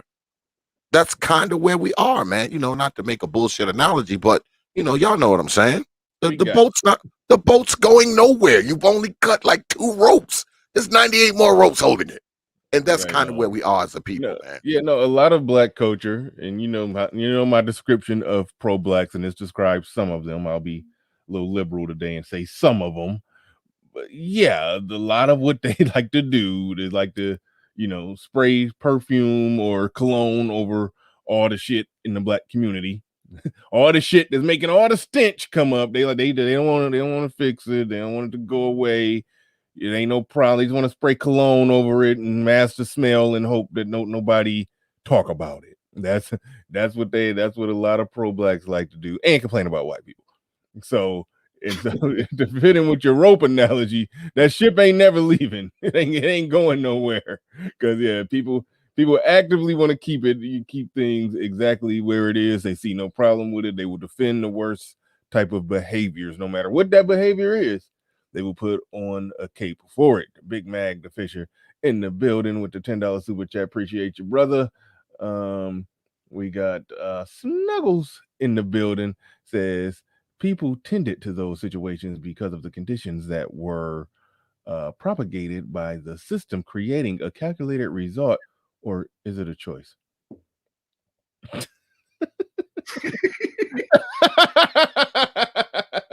Hey, her sarcasm game is getting strong because I keep mixing it up. I didn't know what to do with that. She's like, or is it a choice? That was good. Shout out to Snuggles. Hi, I'm Snuggle. Snuggly socks. That's really less expensive. Oh man, You see that little leg lift? Yeah, she was coming. She was crawling over there. She was crawling over the thing. But no, it's funny you said the RM. That why am I light skinned in that little emoji that she got me there. She got yesterday she had me looking like a Simpsons character. So this is definitely an improvement. This is one that's much better. I mean, we got all shades, man, when it comes to the emojis. Like, you know, she got to give you, you know, your dark skinned. Yeah, I mean, I wish it was a little darker with which the hair was black and perhaps maybe a little darker, then it would be more accurate. But she had me look like I was the same complexion as Bart Simpson yesterday. So I'll take this. But what's going on, JB? I don't know if you was watching in the beginning of the show, but you could pick up anywhere you feel. Yeah, I've been listening from the clouds. I had to actually stop for one moment and actually go start watching the video when X was about to show something, and I wish I didn't watch that. I didn't see that video you showed. X. Yeah, that thing kind of traumatized me. The mold. The thing about that, I actually saw that video before. It just didn't click in how bad it was because I just thought it was an old lady. I just thought that was just gray hair. But once he said it as mold, I got sick to the stomach when I found out that that's a young lady. She probably 30 years old. You know? That definitely messed me up. But see, here's what I have to say to this, Bernard. What I noticed is that I think a lot of Black women these days, especially the social media chicks, they always love to project this stuff onto specifically Black men, right? I think I've shared this before on here. I remember an experience I had with this, like when I was, I have a girl now, but when I was out there, dating and whatnot, I took this chick out, and we had this spot in Atlanta called Cafe in the Mezzo, and it's actually a pretty, it's like an upscale vibe and whatnot. And I'm saying this for a reason, right? I take her out to this upscale restaurant, before we even get the menu, we're kind of having a little conversation, and she out of nowhere says to me, "You seem like the type to end up married to a white girl." Out of nowhere, bro. Like, we were not talking about white people. We're not just out of fucking nowhere, out of left field. She just throws that at me, and I'm sitting there thinking, wait a minute. I'm fucking here with you right now, and you're a black woman. You know what I'm saying? Like, I'm here with you right now. You're a black woman, and I took you out to this nice restaurant. I'm looking good. You're looking good. And that's the fucking words out of your mouth is, I look like the type to get married to a white woman, right?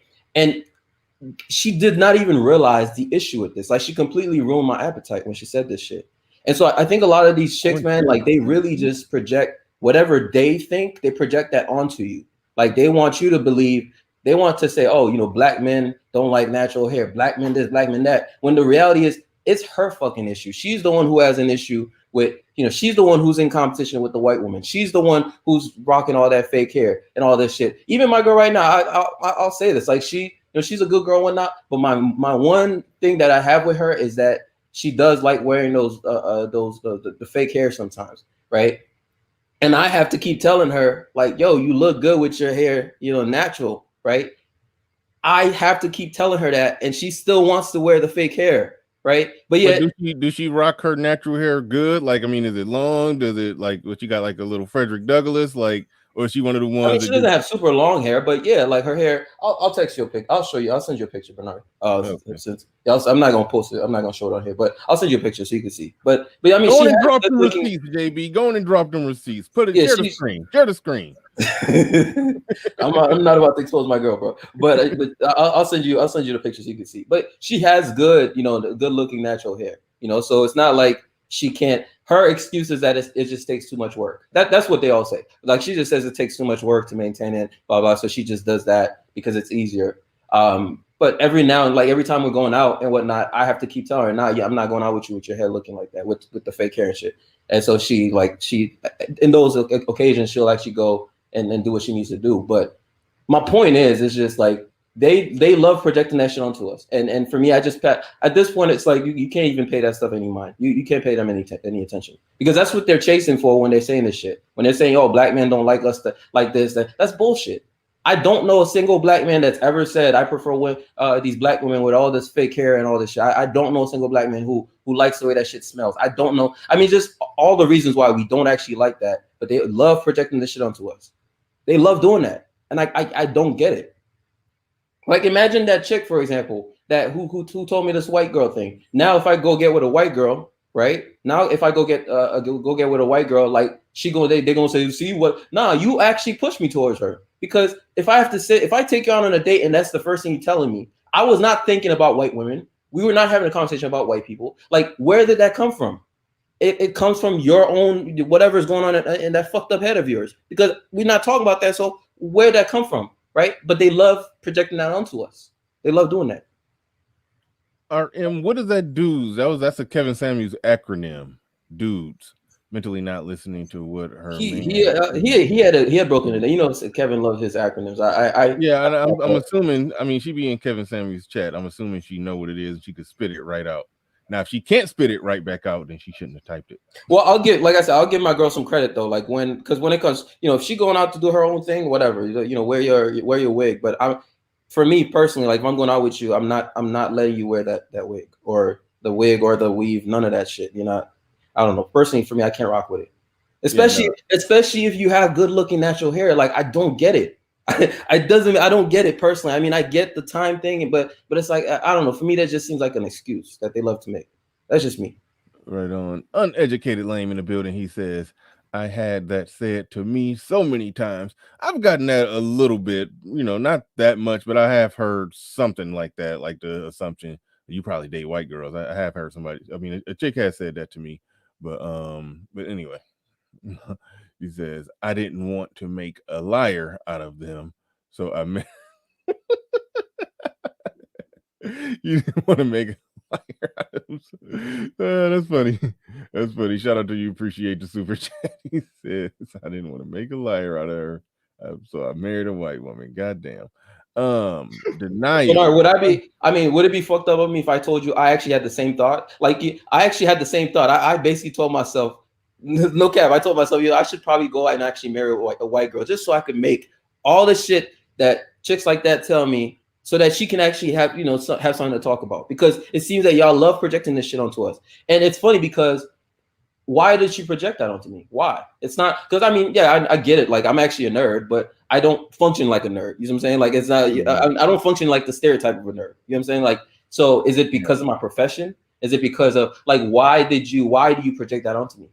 Is it because I can speak proper and I don't? I don't know what why is it that you immediately assume that? And then even if you assume it, fine, think whatever you think. But why did you have to say that shit to me? I Why? think low key what she was hinting at is her understanding that black women in general may not be as attracted to somebody who speaks the way that you speak, or talk the way that you talk, and sound the way that you sound. That could have been it right there. Because really, they with a lot of stuff they say, they're telling on themselves. Because I mean, if you out on a date with her, clearly you attracted to black women, but she probably, she probably found that unattractive about you, and she probably assumed other black women was going to find that unattractive in you. But she understand that white women are not going to find that unattractive. That they're not going to find it unattractive that you're a nerd, or you're into whatever field of work you're in, or you got the tone or pitch of voice that you have, or speech cadence that you have. They're not going to care. But black women, a lot of them are going to care. Shout out to RM. She says, dude stands for denial, ungrateful, disingenuous, entitled, and selfish. Good on you. I wouldn't have never. It could have been Who Wants to Be a Millionaire, and I listened to that show. But if I was on Who Wants to Be a Millionaire, it was $1 million question, and I had to answer what does Kevin Samuels dude's acronym, what does it stand for? I would have got it wrong.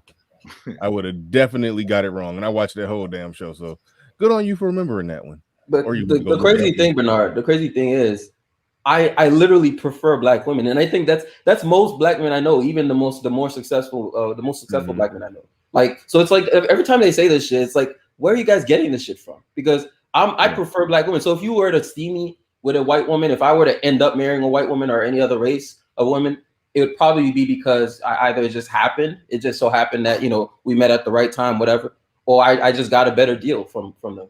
Because realistically, I am attracted to black women, and I'm attracted to black women with their natural hair and all that shit. So it's always funny to me when they say these stuff, and it's like it's just not real. I do not see what they're saying, and that's why, by the way, I love that. That's one of the reasons I like the fact that Kevin Samuels does not let them get off the hook when they say bullshit like that. When they get on his show and say some shit like that, he really makes them quantify it. He makes them quantify it. He makes them qualify and quantify it. Give me some actual numbers. Tell me how often this actually happens. And usually you could see that you could see their argument crumble once he actually tries to force them to substantiate it, because it's bullshit. Well, the woman from the video I played earlier, it was proven to be bullshit. She said she get more likes when she posts pictures with her straight hair. Now, we weren't talking about real life to likes online, but that was just proven to be false. Even when I looked at some of her other social medias, it was proven to be false across the board. When she wear straight hair or long braids or whatever, she said she get more likes, but no, she get more likes with Afro puffs and stuff like that. So I mean, it's something. It's in their head. It's in their head, no doubt about that. WL Fonzo in the building with the $5 super chat. Shout out to you. Sun is hot. Rod in the building says they say it takes ages for them to maintain their natural hair, but will spend hours upon hours putting in hair that doesn't belong to them. Yep. Yeah, I remember. Well, it's a long story, so I'm not even going to get too far into it. But I know other women don't understand how long black women be at the damn salon. That's one thing that I figured out. Black chick that I was dating, she had to go get her hair done. Her white coworkers was like, "Hey, on Saturday, do you want to go and do something? Blah blah blah blah blah." And she was like, "I can't. I got a hair appointment at 12." And they was like, oh, it's fine. The thing that we're doing is at 2:00. And the black girl was like, no, you don't understand. I'm about to be in there it's gonna be nighttime when I finally get up out of there. Like they be in there for a long ass time, hours upon hours to get their hair right. And even then, when they get all that the fake hair in, it's still a tedious task. They do gotta wake up and do some stuff to it. So I don't buy the time argument. I don't want to pretend to know the full process with natural hair. I mean, I've like casually not paying attention, but out the corner of my eye, I will notice that my girl, she will be doing something with her hair.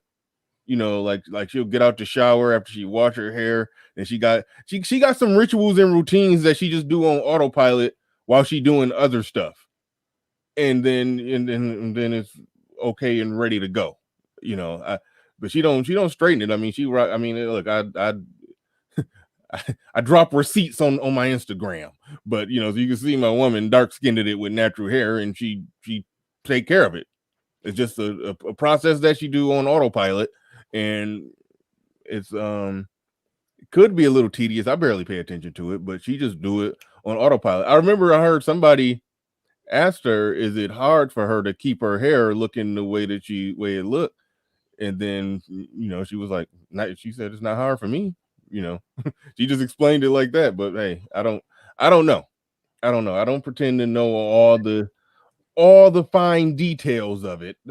I'm not going to pretend like I understand all the fine details of it, but I do see her doing some almost ritualistic things to take care of it. And she just kind of do it on the fly while listening. She might listen to a podcast or watch an episode of something while she's, you know, tending to her hair, and then it's done. You know, it just is what it is.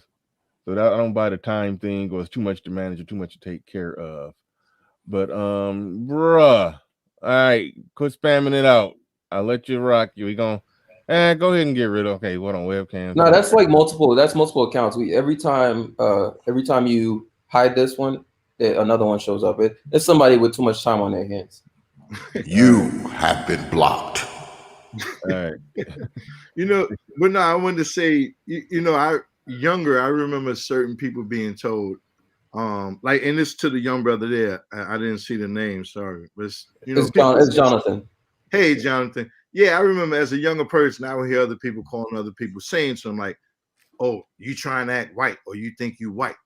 You know, it's crazy when someone is doing, like, your parents, I assume, have put you in a position to have an education that basically bore the fruits of you being able to speak English properly. You probably have certain mannerisms and things like that. Like, I remember dating a person, we sitting down at dinner, they shaking the table, cutting the steak. And like, that was it. I couldn't deal with it.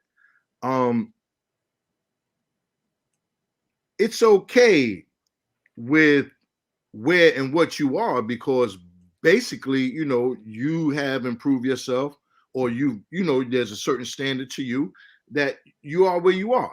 So you deserve who you get. You know what I mean? If you have a certain standard, you deserve a certain standard. And I've heard plenty of people say that. And I like, for instance, X said earlier, you know, like, we still tethered.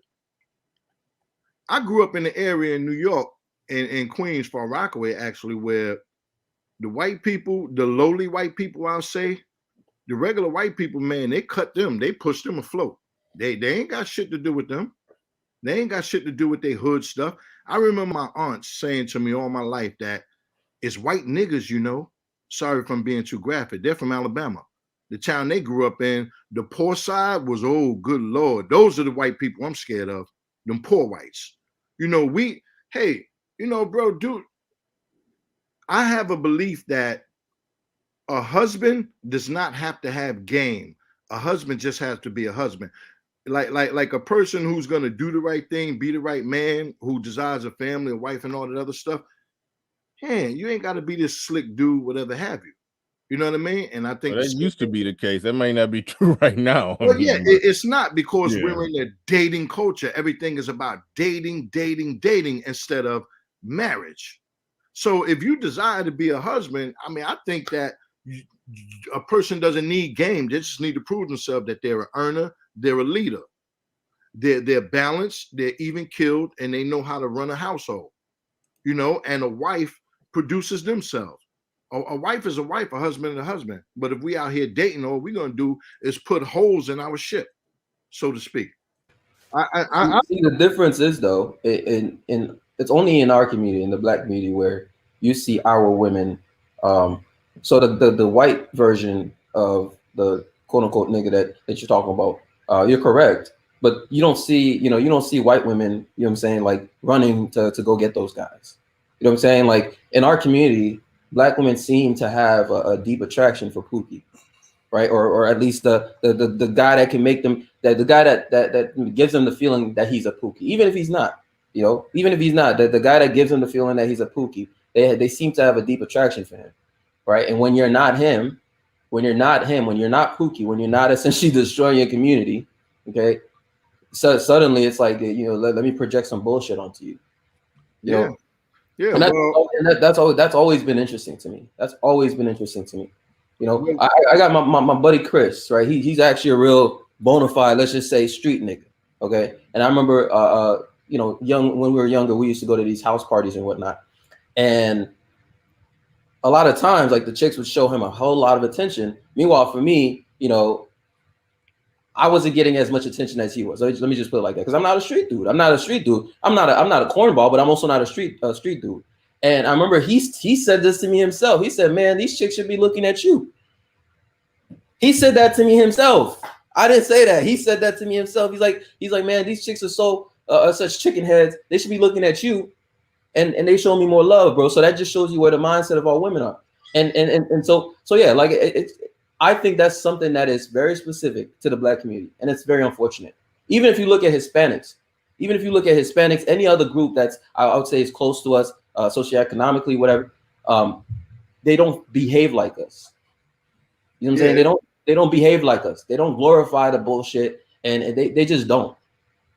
in which you're absolutely right, and this is what has us all here. This is what the space is. This is what the space. This is why the space was created. It's the condition we're in. Like, you're too young to. I assume that you're too young to see. I'm 27.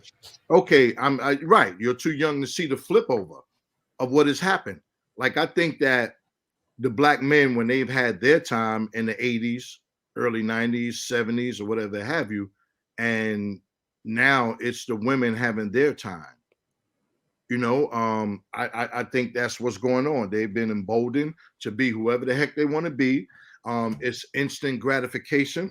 It's all of these things. It's a strong message that the 20s are yours. Do what you want to do, because you have enough time to think about it when you're 30 and beyond, to go get a husband and all this other stuff. And the message is perverted. It's perverted. But like, even in my middle 50s, I believe that it's a needle in a haystack trying to find a good woman. And I think that's across all age groups, because of the messaging that we have, looking up and seeing how we're living, what we're doing, what's going on. Like, yeah, it's a needle in a haystack. And I think that the more concerted a person is in their efforts to find a husband or a wife, the better chances they'll have to find that. Like, I don't know where a 27-year-old will go to look for a wife. Like, I tell this story all the time. I have a 28-year-old son. He told me, "Dad, if you're waiting on me to have a grandkid, to be married and all that, I don't think it's going to happen." I'm like, "What you talking about?" He said, "Well, the women out here." He said, "I don't see myself with the women out here." And it's sad, hearing it from you too. It's sad. It's sad with a young person who's setting their life up to be this productive, contributing member of society on an upwardly mobile trajectory, not being able to find a mate, a spouse to go on in their life with. Like it's crazy. Like, this macrobreak, you have to take pieces of this woman and that woman and that woman in order to attempt to be fulfilled. And the women doing the same thing. The Pookie, and then you got the straight and narrow dude, and blah blah blah blah blah. It's crazy. This alpha male, beta male stuff, bro. I'm from the projects. The people, they get this thing confused, right? A man is going to project them. They're going to do what they need to do to get their family out of the goddamn hood. And there's nothing wrong with that. They may be soft-spoken. They may be a nerd. They may not dress the way Pookie and Ray Ray dressing. But guess what? Your ass is not in the hood anymore. Your kids are going to a great school. You don't have to worry about food on your table or your car being in disrepair. But again, like you said, nobody's looking at that. It's crazy. Like we have to reset our standards. And bro, I'm all for cutting the tethers. Listen, put them afloat. Let them go. I'm very conservative in my ideals and my politics. And that has been a transformation throughout my life. I think that, again, this is a whole nother topic. I think that this progressive liberal politics are the main thing that keep us sucking on the teeth. Like, it's a lot of things we have to do as individuals, man. Like, bro, keep one foot in front of the other. Keep doing what you're doing, man. That's all to it. Because if you want to be married and have a family, the one will be a husband, and she'll come along. Trust me. That's what I honestly believe. Yeah. Plus, I mean, when you think about it on a whole, right? When we're talking about a lot of this crazy stuff, let's be honest here. We're talking about people kind of down at the bottom. All right. These are the people who are probably more on the lower socioeconomic scale.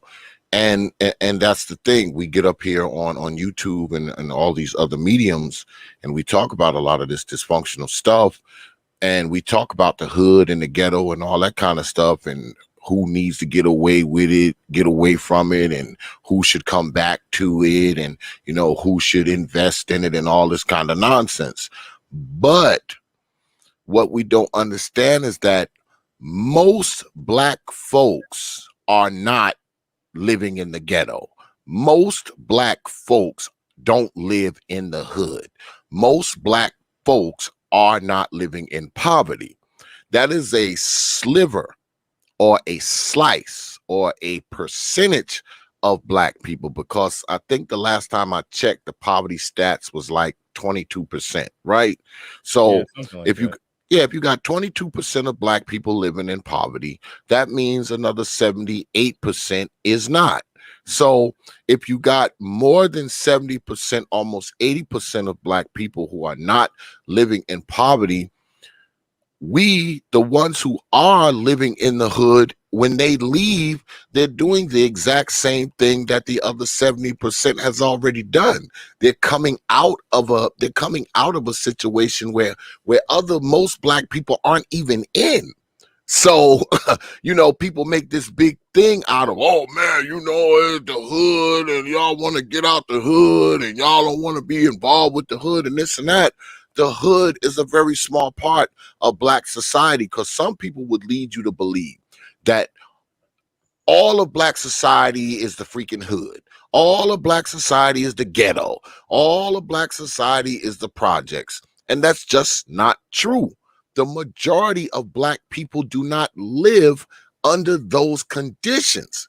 We're talking about a small part. We're talking about 25% or below that when we're talking about the dysfunction, when we're talking about the killing, the crime, the ghettos, the poverty, the projects. We're talking 25% of Black people. So people who are trying to move away from that, get out of that, and not live in that, they're just joining the majority of Black people who are already away from it, already not a part of it, already not living poor, already, you know, out of these dysfunctional environments, if you will. Now, when we talk about, because let us be clear, when we talking about, say, the population, when we talk about having kids and things of that nature, poor people have a tendency to have more children than people with money for some reason. I don't know why. I guess because they broke, they don't got no jobs. All they can do is lay around and fuck all day. I guess that's what it is. So when we're talking about the people who are adding to the dysfunction inside of Black society, we're talking about those people who are in that minority section. We're not necessarily talking about the people who are in the majority when you talk about Black society. Because I say again, most Black people are not living in some poverty, distressed, depraved freaking neighborhood somewhere. That's not most Black people. It's not. So we have to kind of put these things in perspective, when we talk about these things. Now, when we talk about the weave and whatnot, yeah, because these women, the more money they got, I guess the more weave they wear in the head. So with that doesn't change. That transcends all socioeconomic sectors, I would imagine, because even the chick who's sitting on the 12th floor in the corporate office, she's got a weave in her head, just like the chick who lives on the 12th floor in the projects. The only difference is the one on the 12th floor in the corporate office, hers is probably more expensive. All right. Weave is one of those things that has transcended, okay, through the socioeconomic classes, if you will. It has transcended through that. That's why I think it's something that's deeply ingrained inside of Black society, because it's one of those things that has transcended through all classes, all economic stations, all cultures of Black people. Because I believe that within Black society, there's multiple cultures within, or should I say subcultures within Black society. Mm-hmm. I don't think it's like this one Black culture that we all assign to. I don't believe that at all. I think there's multiple subcultures, and the weave in these women's heads and the weave that they put in their daughters' heads has transcended through all levels of all those subcultures and through Black culture as a whole. And I think that's what makes it a problem, because it's one of those things that's a part of all Black folks. I think another thing too, X, is the obesity thing. Because if you look at, and this is more so just from my observations. I don't know if there's any stats to back this up, so I could be wrong on this. But one thing I've personally observed is that the higher up you go on the socioeconomic ladder when it comes to white folks, for example, you see that the white women are generally more fit, et cetera, et cetera. Like and even if you go, the more expensive whiter neighborhood, I mean, you see white women jogging everywhere. You kind of see women who are taking care of themselves more. Whereas I really don't notice that much of a difference when it comes to Black women. I mean, again, here in Atlanta, right? You go to I know a chick who lives in fucking Brookhaven. She lives in Brookhaven, has a nice house there, drives a nice big body. I mean, she's living good, has a nice corporate job, and she's fat as fuck. She's fat. and this chick will complain about men being fat phobic and all this. And when you have the money to pay a personal trainer to, get a nutritionist, you know what I'm saying? Get a diet and stick to it. Like, you have all the resources. At least if you're some chick somewhere where, you have a food desert issue, you have some kind of issue, you know what I'm saying, where you don't have the funds to pay a personal trainer. I mean, you got enough bread to take care of your situation in a couple years, maybe not even, even in just 12 months, you could see some very significant changes, right? If you put your mind to it, right? But you don't, it's very interesting to me. I barely notice a difference, regardless of socioeconomic status. When it comes to Black women, they just as fat. So I'm saying just as fat, sometimes just as ratchet, not always. I'll give them that, right? But just as fat and still wearing all the fake shit. Well, the weave is supposed to take your attention off of the fatness. See, that's like the weave is like a mirage. When they have that on, you don't see them as fat. Well, let me say that with my generation, like people like myself, my generation, so to speak, who are okay. Let me not go there. Let me say this: generationally, people who have been at upper middle class or whatever, middle class incomes and things of that nature, they're not adorning their children, their girls, with all these weaves and that stuff. It's because basically where they live, what they do, the schools they attend, and the company that they keep, it is looked down upon.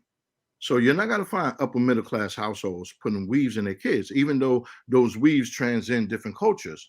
The more money you have, the better your weave is going to be, and the better you're able to maintain it. So the more money you can have your weave looking like natural hair. It cannot smell. It cannot do these things. The person who does it, it's going to be, if this is such a thing, healthier for the scalp. The more money you got, the way they do it. I'm not saying it's healthier, but you don't see certain things, and that's generation. Now you get a person who happened to went to school, a person from my generation who went to college and then got a job that's going to put them in a higher earning vocation.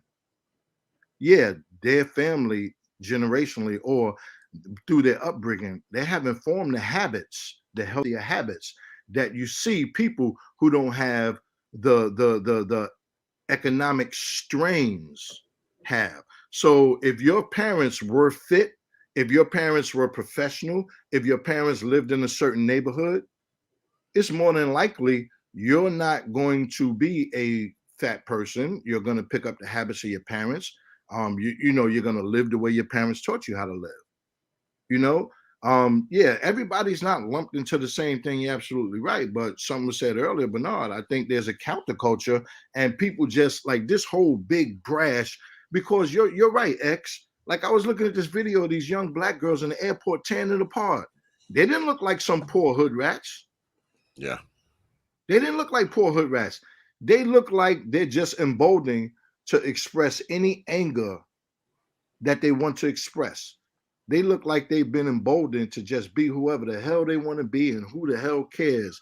I'm mad and the world is going to feel my anger. And yeah. That's everywhere. It's a lot of things that's everywhere. You're right. And I think that we've looked at and, tacit approval by accepting all this shit that has been going on. We've been accepting it. And like for me, I've been told in my life that, treat the woman this way, understand her, let her be, support her, no matter how she feels, blah, blah, blah, blah, blah, blah, blah. And that's a lie. This. That's a lie that generation has been told by the boomers. And that's a big part of why the hell we at where we at. By, so to speak, I'm not saying self-emasculation, but by standing to the side and letting them have their turn, so to speak. And again, we're in a bad way. And I think that the more integrity the men and women have, the more they live in a good path along life, that the better off is going to be. And that we have to put down that counterculture of the ratchetness or whatever it is. We have to put it down that a woman ladylike can be on IG in a bikini for the world to see. The sooner we put that down, the better off we're going to be.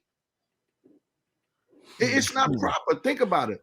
Yeah, I have to agree. Real quick, before you say what you're about to say, brother Xavier, real quick, David in the building with the super chat says, my mother homeschooling me taught me proper English. I had so many sisters and family claim I must like white women. The ignorance, meanwhile, Southern white men are scattered everywhere with Becky. Thank you for the super chat. Appreciate that. Yes, it is very, very unfortunate if a young brother was raised from a early age to speak proper English, then he gets those kind of labels pinned on him. But Bernard, doesn't that show you also? I think the other thing too, I think this actually shows, in my opinion, again, this is not a statistical fact, what I'm about to say. I have a feeling, right, this is just an educated guess, that this type of mindset contributes to why the Black community is failing in America, right? Because if you pretty much try to put all of your, or at least so many of your productive men in this box, right, where essentially it's almost like a backhanded way of rejecting them, right? And you try to put them in this box in a way that no other community does, right? And then you wonder, oh, why are these successful men, these successful Black men just saying fuck it and just going to another race? You know what I'm saying? Or basically just not dealing with you, just avoiding you, right? Because imagine the number of Black men, Bernard, that I know, whether it's to corporate America or business, like even in real estate. I mean, the number of successful, productive Black men I meet who have had pretty much the same experience. And all these brothers are, successful, productive, like they dress well, they look good, you know what I'm saying? Good presentation, etc. Just actually out there putting in work, right? Building something for themselves. And so many of them had the same goddamn experience. So many of them had the same experience where they're dealing with a black chick. Okay, they're trying to date a black chick, and she says, she makes some offhanded a comment about white women. And a lot of times it's out of nowhere. It's not like they were having conversation, right? So many black men, especially productive black men, have had this exact experience. And the same way, the way that they'll go on, like this chick that you were reviewing earlier, they'll go online and lie about this shit, right? They then tell us that we're making this shit up. And it's like, bro, you realize how many of us are having this experience? And what's crazy on top of that, if you listen to, let's just say, black female swirlers, or I call them aspiring swirlers, because a lot of them not actually doing it, but the things that they complain about with black men, when a black man is the opposite of that, he has a harder time with black women. You see what I'm saying? That's the most puzzling thing about it all. But when black woman actually acts the way that some of the swirlers, the way swirlers project themselves to act, you know, shout out to David Carroll. They wearing dresses now. They don't chew gum. They're sucking on mints. They he do a little rundown everything that they saying they do to present more feminine. But the black women who do actually act like that, they act like Ashley and Hillary Banks. Their status goes up with black men. Black men find them more attractive. But when black men act the way that they allegedly think black men ought to act, most black women see those black men as more attractive. That is the thing. Get out of shut up, SKC said. Why is that puzzling? Shut up, SKC. He said, why is that puzzling? Well, here's another one. Real quick. It's something I wanted to touch on, and brother Xavier was trying to jump in and say something too. But Big Mac the Picture said something. I think he was talking about the weave, and I forgot exactly how he worded it. I don't know if he said it's a certain type of weave that they wear. I forgot what he said, but it prompted me to look. Damn, not this. What did I want to look up? Okay, wrong way. It's going the wrong way. Hold on. Okay. At a glance, you look at that, you don't think that that's weave, you see, but they actually do sell shit. It won't stay right there where I want it. They actually sell weave that's like that. And like, put it like this, they could theoretically solve their problem like this. They could buy weave like that, like that look like natural black hair that you can practically clip in. Like they can actually like braid their hair and clip it in and just rock it like that, and then take it down. But while they walking around with their hair braided all day, you know, it is true that is a braiding your hair is a protective style, and it will help your hair grow more if it's braided, because it's not going to get tangled. It's not going to be out in the elements. It's not going to be getting stormed like the beaches of Normandy or whatever their hair need protection from. Braiding their hair actually protects it. So they could theoretically braid their hair and then just clip in some natural hair extensions until their hair grows out to look like that. Like they could do that. And if I could figure that out, I know for damn sure they could figure that out. But no. They want to wear the long straight weave for just say Bernard, they want to look like Becky. They want to look like Becky while claiming that Becky copies everything from them. And yet every fucking thing you see them have is them trying to look like Becky. Just say it, Bernard. They gotta have the silky Asian look, you know. I mean, they gotta have that look that naturally most black women hair is not like that.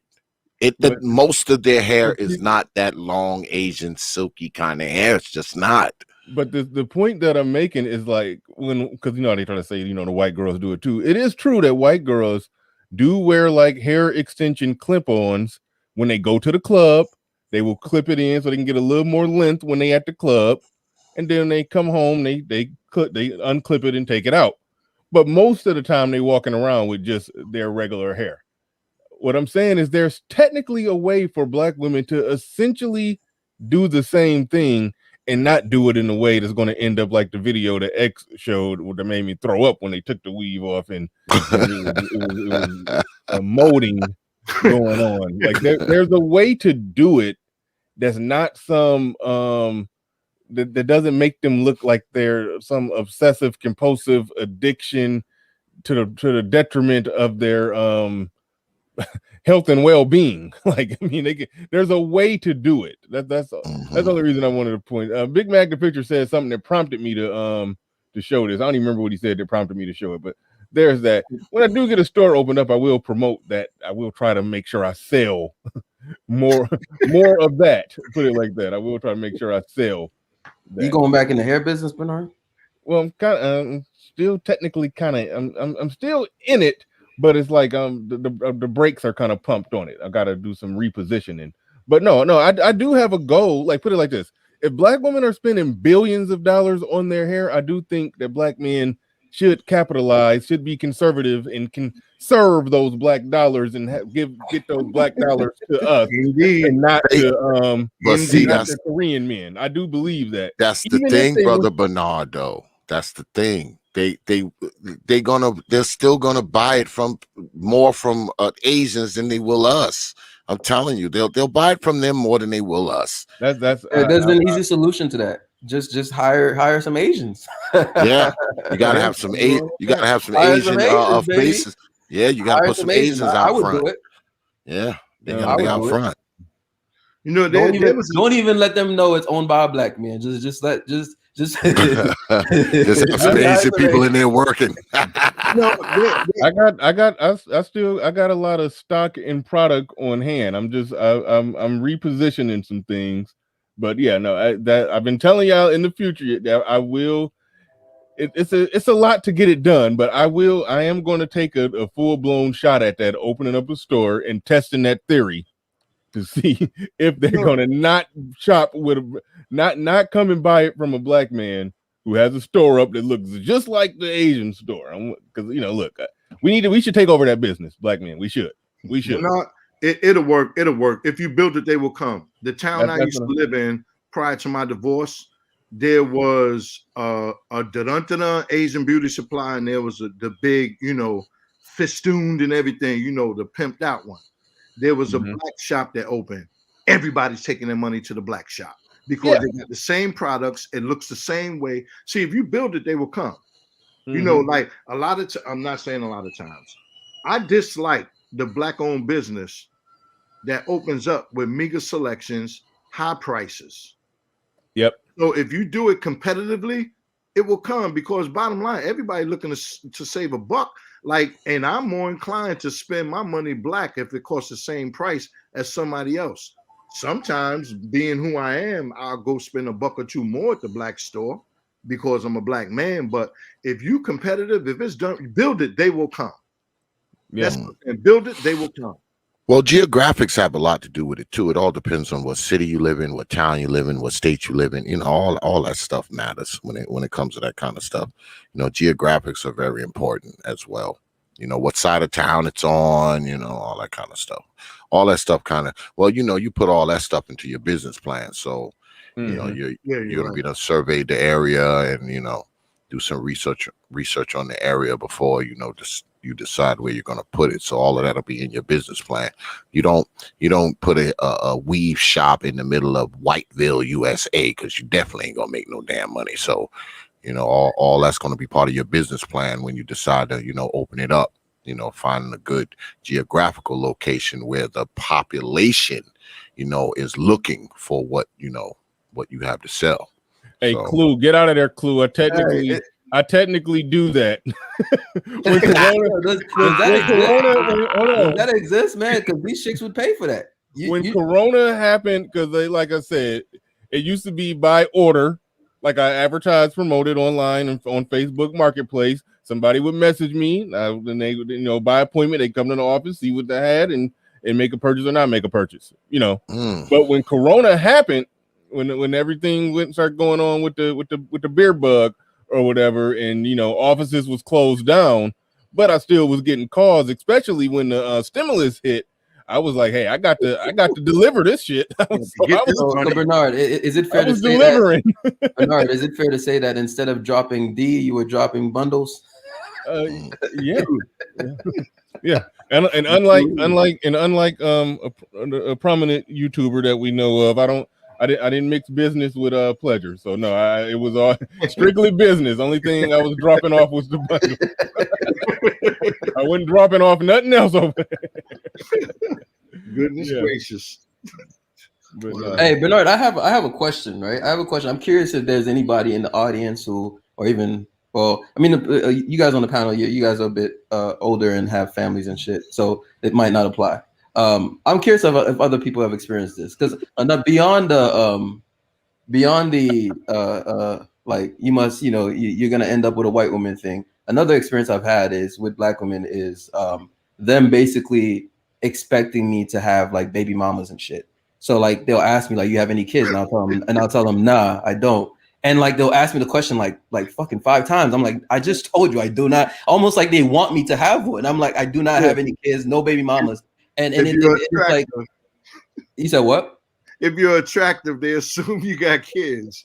Yeah, they'll ask me that, and they won't believe me. Like almost, I've had experiences where they want me to prove I don't have kids. I'm like, how can I prove a negative? Like they want they want me to prove it. So I'm just curious if that's just me or if that's an actual thing that other Black men are experiencing. Because other Black men without kids are. What's funny with that, JB, is that you are in the demographic where I think in your age demographic, 20 to 29, only 25% of Black men in that age demographic, if y'all could see right there in the second, well, y'all can see right there where it says Black. Y'all should be able to see that. Where it says Black, that 24.9, that's the age demographic of Black men between 20 to 29. Only 25% actually have children. So you're not having children at your age. You're in the majority with your group, but they don't understand that. They think we're all a bunch of serial impregnators. So your age group at your like Brother Bernard said, yes, only 25% of y'all have kids anyway. So what they're doing is they're trying to connect you to that minority. They're trying to say you're part of that freaking minority that has 10, 15 baby moms. See, that's what they don't understand. When you talk about dysfunctional Black man behavior, that's a minority of us. It's not like that's the overwhelming majority of Black men who got like 10, 15 baby mamas by the time they're 23. All right. That's not most of us. That's a small number of us. That's just the truth. It's a very small number of us, but that small number is usually portrayed as the majority. They let that be representative and indicative of Black men as a collective. All right.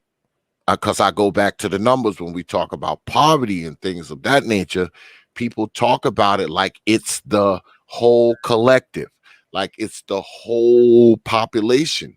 Because see, that's where a lot of Black people that you hear talk about these things, that's their comfort zone. Their comfort zone is being amongst people who are dysfunctional like them, being amongst people who are broke like them, being amongst people who have multiple kids like them.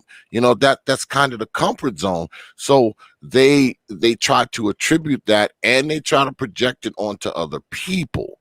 All right. Of course, they assume you got kids. You know why? Because all the Negroes they probably deal with got 5 and 6 baby mamas. They probably came from a baby mama themselves. Their father had 5 and 6 other women pregnant, because that's kind of the comfort zone for certain people. So, of course, they assume you live within the realm of their comfort zone. That's why they do it. They're projecting, brother. They are projecting those ideas and that dysfunction off on you because that is what makes them comfortable, or should I say keeps them comfortable. Wow. That's a good explanation. I mean, I'm actually looking through the comments. I didn't realize that many brothers were experiencing the same thing, because even some of the reactions that these brothers are saying in the comments, I've gotten the same ones. Like, like, how come you don't have kids? Like, for first they don't believe me, then it's almost like I have to explain why I don't have kids. It's like because I don't. I don't know how else I don't know how. First of all, because I don't. Second of all, because I don't want to have any baby mamas. Like, I want to have something functional and not dysfunctional. But it's interesting reading these comments, because it seems like a lot of us are having the same experience again. Like X was saying, it's also, Bernard, when you showed that graph, like in your age group, JB, yeah, you know you are less likely to have a child in your age group. Now, also, there's another stat. I don't know it. Don't quote me. I don't know if you have it on hand, Bernard. But there's only a certain percentage of men who create children, and it goes back to what you were saying earlier, JB. How women in your age group and earlier are attracted to these machismo, to these stick men, to these swagger kings, and everything else. And in every age group, Swagger Kings is a new one. I didn't that you just made that up. yeah, I made that up. Yeah, I made that up. Like swagger and the swagger king, you know, the one who gets all the girls. I got So those are the ones who are making babies. So when you run into a woman in your age group, it's more than likely, like X was saying, she knows somebody or she has a family member or things of this nature. They're the ones with the children. And again, only a certain amount of men are having a sex. I think it's a stat out there somewhere where it was like only 60%, only 40% of the men below age 30 are having sex. And Yeah, 1 in 3. I mean, it was 30. I think like 30% or 33% of the men under the age of 30, basically between the age of 18 to 29, 30% of them reported having no sex in the last. I think the year. study was 18 to 25, Bernard. I think it was 18 to 25. No, the one I did content on that a long time ago. It's just somewhere on my page. It was I remember it perfectly. It was 18 to 29. Yeah, so taking that in, it'd be no surprise that if you're sitting across the table from a woman who's had that experience, because the stats are going to show that. So it's kind of, not to say it's a reality, but it is a lived experience, you know, be it anecdotal, vicariously, or whatever. So they are, you know, they're running when they're younger and they have the bulk of their attraction, they're capitalizing with naturally, biologically, what they feel to be the strongest producer. So yeah, I guess some of them, their lived experience is going to be, you got a kid, because the dudes out there fucking is making kids. That's just what it is. So I can see that, and I'm not saying that you're not this, that, and other, but you know, it's a reason they make hero movies. It's the reason why James Bond was fucking Miss Pussy. You see what I'm saying? But everybody's not going to be a top level spy. No, I get it. I get it. I think for me, what always kind of just makes it interesting to me is the fact that they treat, like, when they ask that question, they like, it's one, I don't mind you asking me if I have kids. I understand you trying to get to know me, but it's when you get stuck on, like, it's like you don't want to believe me. You want me to prove I don't have kids. Like, it's almost like something is wrong with me that I don't have kids, you know, at my age and whatnot. You know, and again, I think it's because whether it be tangible or intangible, you're showing some value at that time, be it attraction, be it your earning, be it your mannerism. You're showing something that will make a young lady believe that you're sexually desirable, therefore you must have laid a seed somewhere. And that's what I'm saying. I'm saying that, you know, hey, you know, when I was 18 years old, you know, maybe I ain't looked the way where they were flocking through my door. But at the point when I was looking the way a certain looking better or whatever, I was getting the question, how many kids you have? It wouldn't even be, do you have kids? How many kids you have? And I've never been this sexual dynamo thing. You know what I mean? Like, how many kids you have? Once you get something, okay, we know that the ugly, fattest woman can have a kid because somebody fucking her, right? But she can be dumb as a brick. But the ugly, dumb dude ain't having no kids. So when you get to the point where you also have some desire, you know, I think they're gonna, oh, why don't you have any kids? Where your kids at? You sure you ain't got no kid? Blah, blah, blah, blah, blah. It's crazy. And I understand where you're coming from. I understand. Yeah, it's part of the black pathology, man. It's part of that dysfunctional black pathology that it's assumed that if you are a certain age, you already have children. It's the stupidest thing in the freaking world. If you're a certain age, you're supposed to already have children because that's what we all do. I mean, it's just stupid. Yeah, it's stupid. Yeah. SKC in the building. What's going on, SKC? What you got, man? Man, what's going on, Bernard? How's things been going with you? Wonderful. Been going just wonderful. What's up, man? You know me. I just have questions, man.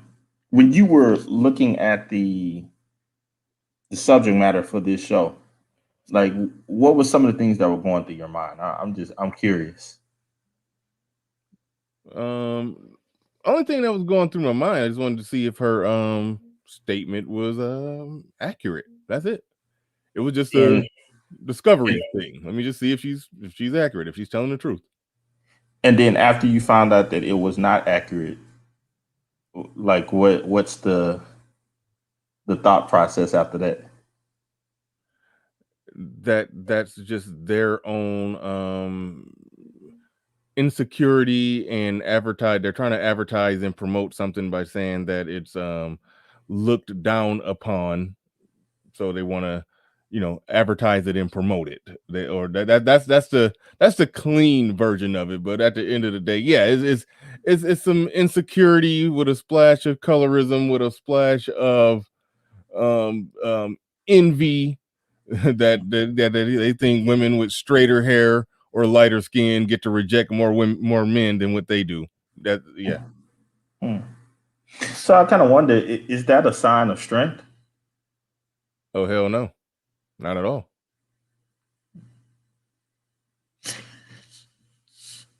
Okay, so if that is a definite sign of insecurity and weakness, yes,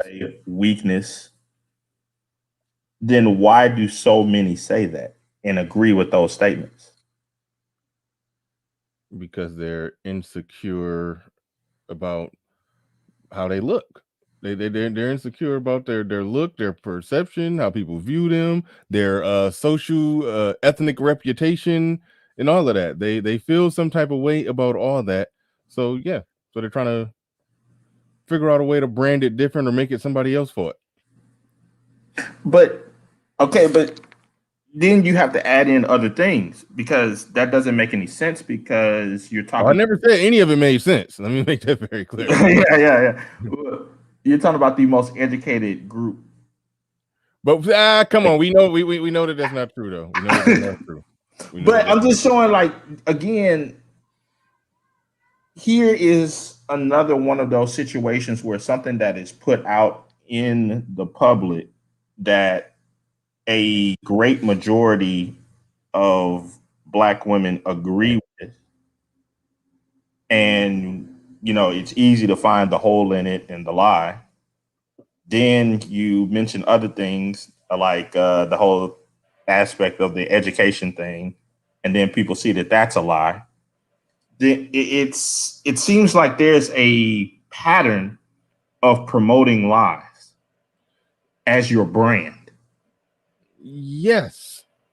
Like, and my question comes up as to, why do you feel that in this day and age of data and stats and the internet and all that, you can promote a lie as your brand and people aren't going to figure this out?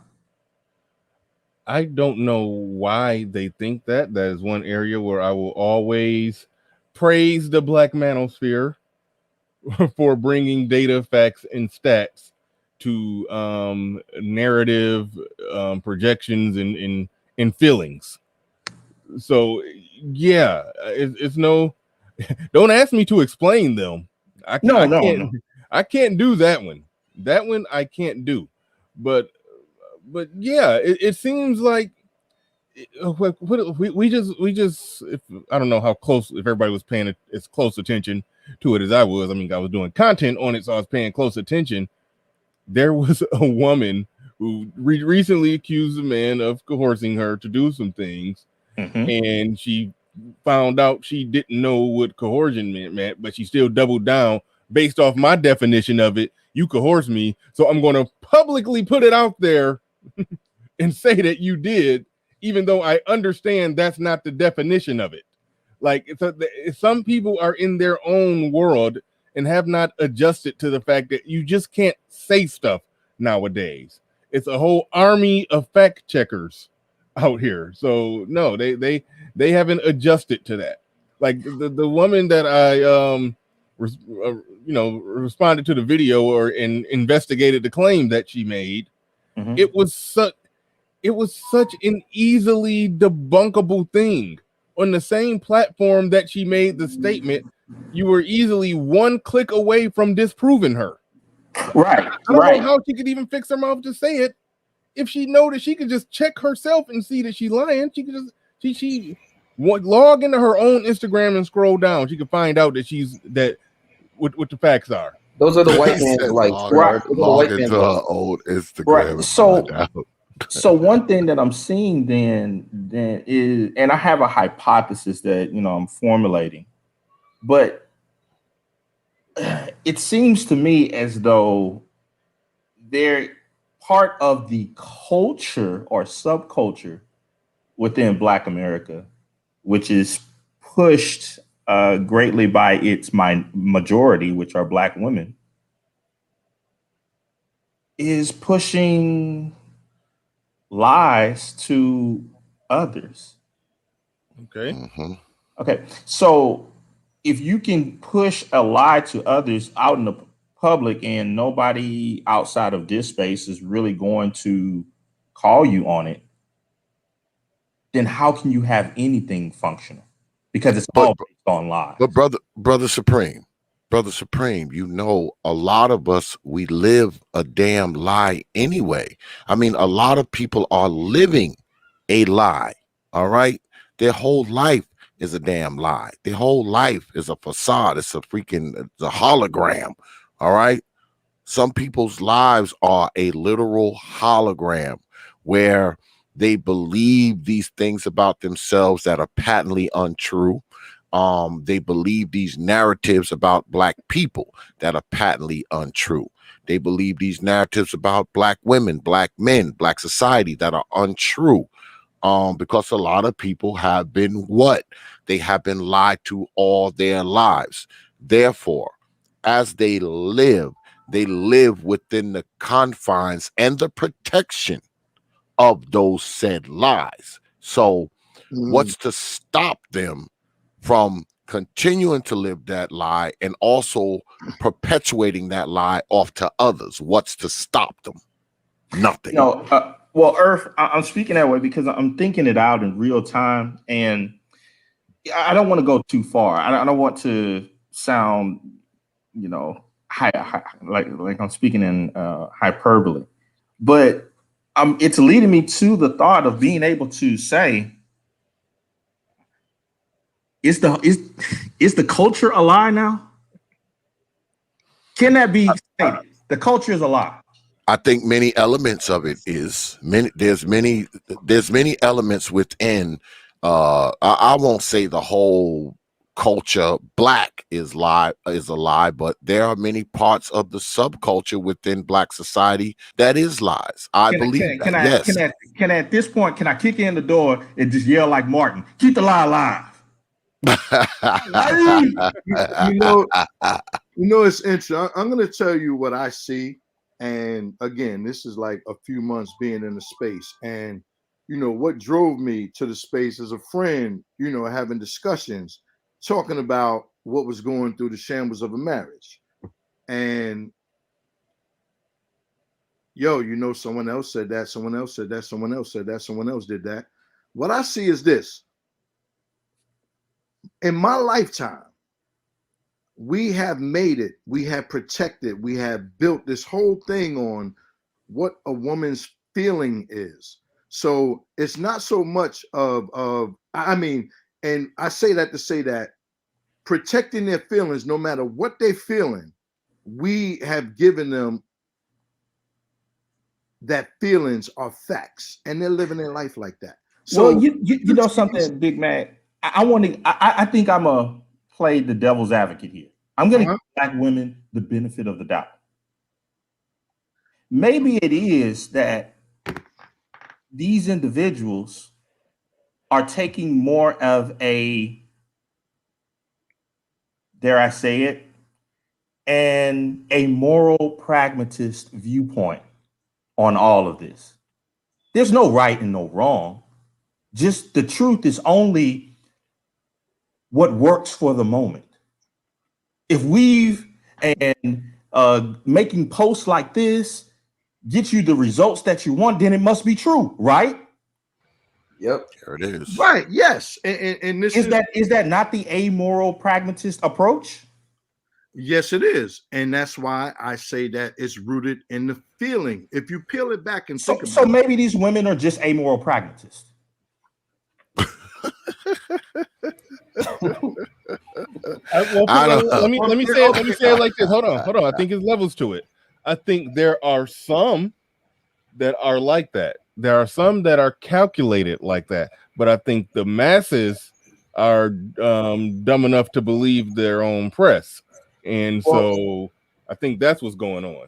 Yeah, So the truth Bernard, right or wrong doesn't matter, just as long as it's effective for the moment. It's pragmatic for them. It's in practical use. Hey, girl, when you put this hand in your head, you're gonna get this pipe. Okay, that's the truth. It worked. So XKC, here's an example for you.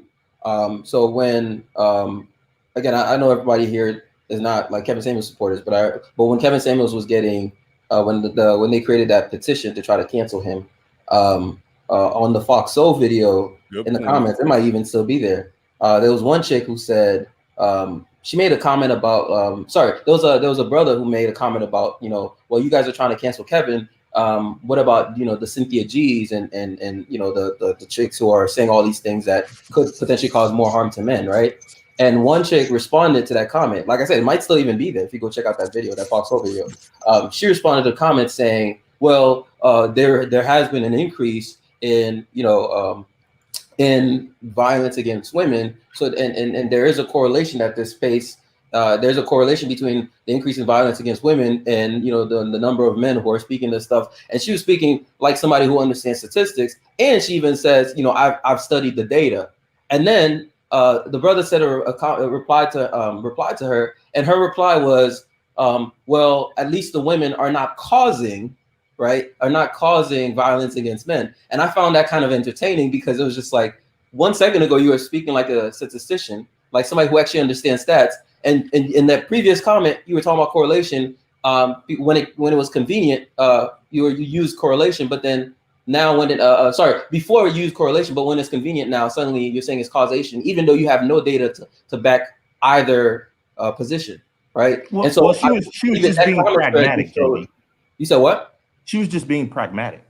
Exactly. So that comment to me showed she's doing this intentionally because she's clearly smart enough to understand what she's saying. Like, people don't just talk about correlation and causation just naturally, right? Like, so you have to have some understanding, and yet you have enough of an understanding of it, and yet you're still using it the wrong way just to push your narrative. Yeah, she was being amorally pragmatic, and the accurate word might be she was just knowingly full of shit. Exactly. and listen, but there's a pushback to that, Bernard, because but why was she doing it? That's what a pragmatic. Right. It's better. It's better for to fit her aims to get ahead in life. So she's being amorally pragmatic. Yeah, in that situation, they don't like Kevin Samuels. They don't like that he's exposing a lot of their BS. So they're willing to say whatever they want to say about him, regardless of whether or not it's true. And they don't care if the outcome is going to be him being taken off of the air. That's being pragmatic. You are right. It is very pragmatic. I will give you that. And which goes to the point I'm trying to express. We've given license to the feelings, and however you feel, you do whatever the fuck you want to do. This is the Me Too movement. I'm not criticizing Me Too because there are some horrendous things that happen every day. We know this. But the cancel culture, all this other stuff, it's the how I feel. How I feel is more important than the reality of anything. So you have some smart people like I'm like right now, I feel like I got 5-cent words in a $5 conversation. So you got smart people who can use these things, the ebb and flow in and out of facts and everything else, to try to push a narrative when the only support, when it's taken out of a logical standpoint, is going to be how I feel about it.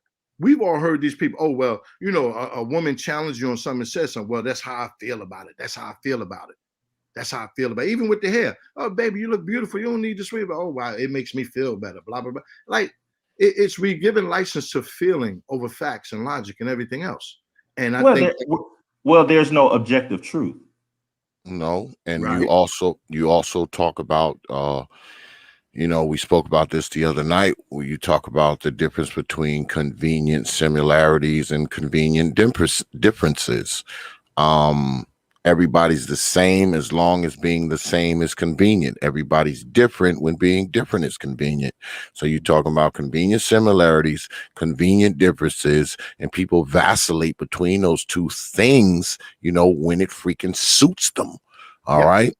When it suits them, they vacillate back and forth and back and forth and back and forth with it because, see, what applies to one person doesn't apply to the other person. It doesn't apply to me because, see, I'm different when it's convenient. But when I want it to apply to me, now I am similar because now that is convenient. Now, it's stupid. It's just stupid. That's the only way I can describe it. It's stupid. Well, I mean, But again, I have to stand up for my clients.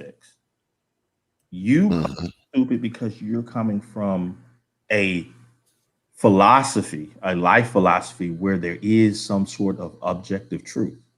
When you operate in the realm of amoral pragmatism, there is no objective truth. It changes as you see fit due to what is needed at the moment. Yes. As long as it works, that's the current truth. Yeah, and that's often how the game is played. But like I said earlier, a lot of us have been taught that all our lives. We were taught that, from a very young child. We learned to live that way. So now we project that onto our own life. So we are now the amoral pragmatists now, right? Because we were raised by one. What often happens when you see something and you call your mama out, if you ask why, she never gives you the reason why. She says, I'm your mama. That's the answer. That's the answer. She doesn't lay out the definition and say, well, son, I did it because of X, Y, and Z. Then no, I'm your mama. That's it. That's the convenient answer. So when you're raised in those environments, you too become a amoral pragmatist, right? Because you've been surrounded by them all your life. So now you put that amoral pragmatism in practice. Okay, you apply it to your life. You apply it to your distinctions between, A and B now, because that's how you live. And it's a wonderful time in which we live because we get to see how such a philosophy, we know that it works when it comes to other things such as, engineering and, math and some sorts and computer science. But now we get to see, does it work in humanity, in a culture? And this is part of the community anthropology. I get to see it, man. It's beautiful. Yes, man. I was going to ask you, SKC, if we would be best served by putting it aside, and you answer that. I was just about to ask you, brother. I think it's going to take several videos to answer that question. Answer what question? But yeah, I'm curious to see what is going to be the outcome of an entire culture acting without objective truth. So yeah, I'm curious to see. I have my own hypotheses, but I don't want to put that out yet. Well, that's just Wait, hold on. Time out. JB, what is this? I wanted to show you something, Bernard, but I'm gonna know, but I'm reading this and it says I know.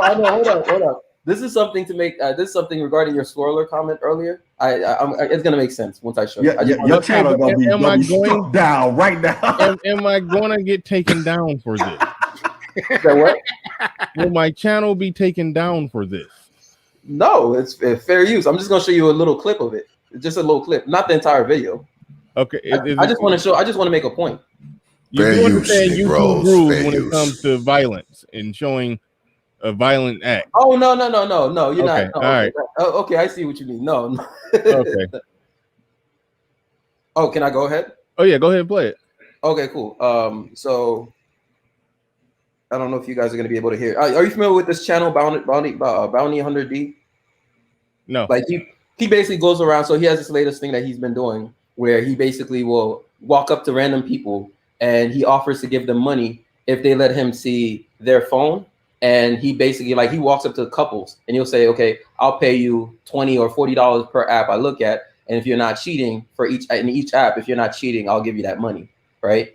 And then he catches a lot of cheaters like that, and a lot of relationships go poof during the show. But this show right here, this one right here is one of the latest episodes. There's this bottom of the barrel Brad and this fat black girl, and I just want to show you something that I found very interesting with this interaction. Okay, got it. So I don't know. Are you guys able to hear it? Let me just. We won't know until you push play. And I just go through your DMs and I say, hey, she's faithful. I read stuff, and it's easy. Easiest way to get money. This is easy. So who wants to go first? Me. Okay, look at that. Just me right away. Let's go. Right. I have to stand like a hunchback, baby, because I'm like, what? Fair use, Negroes. I don't want you to think I'm going to take it and run away. Absolutely. Let's go over here. Now watch how feminine and everything she acts. Okay, just watch this, and then you're gonna see how the hand clapping and everything comes. I think that's her real hair. No. Oh, look at that. Are you nervous? No. No, yeah, don't be nervous. Don't be nervous. Let's stand right over to the left. Okay. Okay. So the long story short is he checked her phone. He checked her phone, and her phone was cool. Like she had nothing on there. Okay, that's all, because we don't have to watch the whole thing. Now he's looking at this dude's phone. Okay. No. You're not doing my friends? No. Okay. No. Okay. We're gonna get to him, don't worry about it. I have male friends, so. I do see male. Let me open that. Go for it. Facebook. You normally check your messages. There's a message. I just want to open it right here. I scrolled all through. There's your man. I was scrolling. There's only guys. There's no guys. It's like a couple guys, but she already. Okay, so you're borrowing. There's nothing in there. Okay, so the money I will give to you after I check his phone. Is that cool? Absolutely. You still want to do it? I mean, come on. I mean, his demeanor is kind of. Go. You sure? We don't have nothing to hide. Okay. Yeah, You good? good. Okay, so just unlock that for me. All right. Fair use, Negroes. You're in your Fair messages. use. I don't want to go through your messages yet. I want to choose. So here are your apps, right? Let's go through first. Let's do your Instagram. You're a little quiet. How about your Instagram? Yeah, he's a little. Is he always this quiet? You're a little standoffish now that he has your phone. It's all work related stuff on there. Okay, so it's Instagram. I'll go through your Instagram. I just want permission. All right, for $20. Okay. Cheating. I'm saying it right on camera, bro. I'm a man of my word. If I catch you cheating, you get nothing. But if you're faithful, you get the money. Just like we said over there. I'm not gonna change the terms. The rules and the terms stay the same. Make your money, man. Because you said you had a onesie like me. So he's relating to you. He expects you to be a man of your word. Exactly. So Instagram. Let me find it. There we go. Here's your Instagram. I'm about to click on it right now. You cool? Punch it. Instagram. Messages. You have a lot, actually. Yeah. And get to work. Yeah. Hi, Crystal. Your daughter is so cute. Looks just like you. I can't wait to see you guys again. Okay. You know Crystal? Yeah, Crystal. Okay. Yeah, that's our neighbor. Once again, that's what you Another don't neighbor? have female friends. That's fine. Crystal. Let me get out of that one. Because there's a lot of girls. Is it Tabitha? Tabitha says, let me kind of go down. Do you know Tabitha? I don't. Don't know Tabitha. Well, first of all, there's some hearts here. Who's Tabitha? And Tabitha, did I disrespect you when I grabbed you under your dress? No. Would she say, no, you did not, but give me a warning next time so I can grab you as well. So Ryan. It sounds like Ryan. Who's Tabitha? y'all did some grabby, touchy. Who is Tabitha? Who's Tabitha, Ryan? Who's Tabitha? Who's Tabitha? I need an answer. Hello, who is Tabitha? Can the messages explain the messages? Who is Tabitha? You're not talking. Okay, so here's a Kim. Kim said, here's a Kim. Ooh, we have to go home together. You know that, right? I saw you with her the other day. I didn't know you dated out of your race. I would love to. I can't read that on camera, but it has You don't something know to that you do. date out of your race, but your girlfriend is black, you bastard. Whoa. Man, you can have this back, man. You already lost. You lose. Anyway, she ends up slapping him up a few more times. But I just thought that was an interesting interaction, because if you watch the whole video, you see how feminine she acts up until that point. She acts all feminine and whatnot, and once it comes down that he's cheating, suddenly the black girl comes out. The hand clapping, the slapping, all of that. Well, you could tell by his body language that he had other hoes in the phone. Soon as they grabbed it, his whole demeanor changed. This show is brought to you by Puma. Yeah. All right. It's sort of like Cheaters with your cell phone. No, Remember that show, I Cheaters? I mean, it's two things. I don't really buy them as a couple. I think that was acting. Just my opinion. I So here's the thing. I watched the show kind of religiously. I probably shouldn't, but there's actually a couple that if you watch it enough, there's a couple that she ended up like after she found out he was cheating on her. She ended up like looking at the camera and giving her IG and telling people, "Well, I'm single now." And like if you went to her IG, you could see their whole relationship, like and whatnot. And she actually posted the video. So my point is that there's been several instances where it's proven that this show is actually real. It's not staged. So, all right. He probably a broke white boy. He probably one of them broke white boys that work at freaking Kmart and shit collecting the carts. So he look broke as fuck. Do you think when I was thought about something else, Bernard, when you saw this I guess your show title, do you think that is a major issue within the community, people wanting this this attention more and more, or do you see that that's increasing or declining in your opinion? Well, I think it's part of American culture and just the nature of social media that everybody wants more and more attention. Yeah, I get that. But when you look at the data of who is on social media the most. Yeah, black women are on social media the most. So do you think that that's increasing within Black America or decreasing? I think it's increasing. I don't know, but I would reckon that the longer social media exists, the more it will be used. It's people hard at work for economic reasons to try to get us as hooked and addicted to whatever product they're putting out there as much as possible. And the products that they sell, the advertisements, and the actual app that you use to be on social media, it's all on your phone, it's all online. They want to keep you plugged in as much as possible. So seeing as they working hard to keep you plugged in and people enjoy being plugged in, no, I don't see it going nowhere. I see it increasing. So what are the long-term effects?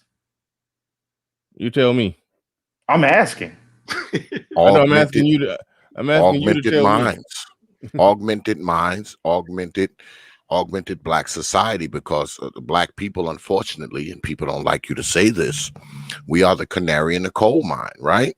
So being that we're the canary in the coal mine, things like this always affect us worse. All right. We always get affected worse by shit like this every single time, man. Social media has probably had more negative effects on Black people than it has any other people. I'm sure. Yeah. I'm sure. I'm telling you, it has had a very negative effect on Black society, man. And it's going to get worse. You think you're seeing shit now?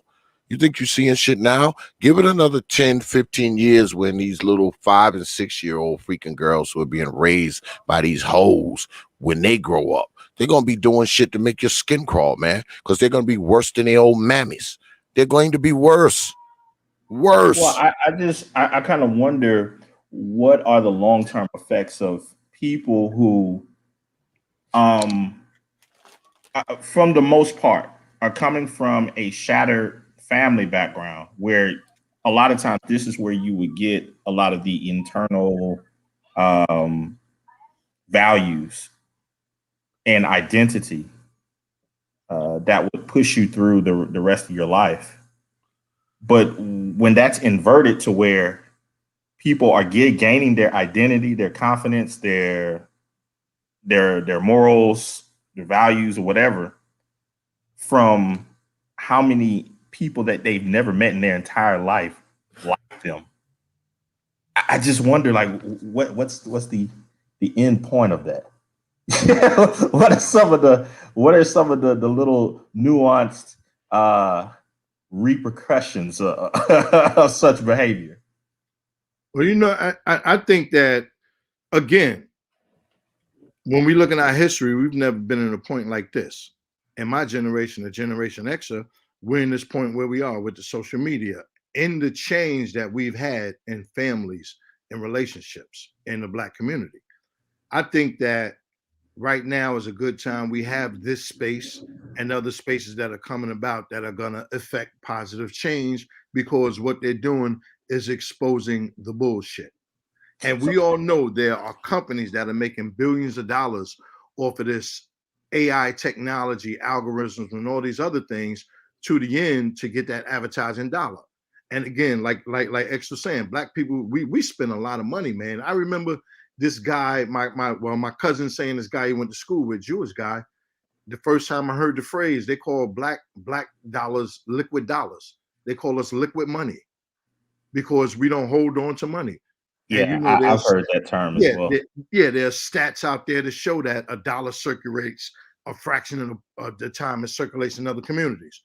You know, I know, being in a big city, being in a big metropolitan area, Asians spend their money with Asians.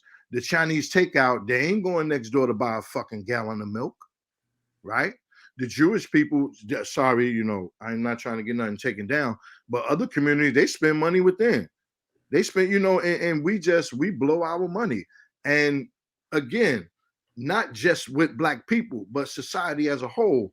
All of these behind the scenes technologies and techniques, advertising, everything else is to keep us engaged. I remember about 10 years ago, I think, I came across hearing on one of the news channels how employers had to throttle down social media. So they were going to their tech people and have them shut off social media on the workplace computers and things of that nature.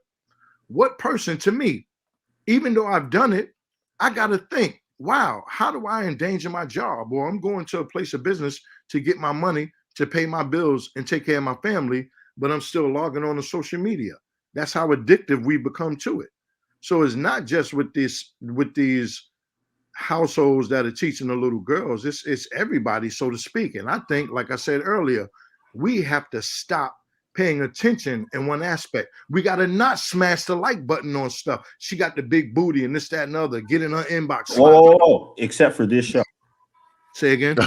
Except for this show. You do got to smash. Right, yes. Oh, no, I knew what he meant. Positively reinforce what's positive. And this is what I'm saying. Like you know, there's a certain amount of money that I'm going to spend each month, as long as I can afford it, in this space with all types of creators, because I think that they need to keep the lights on, man.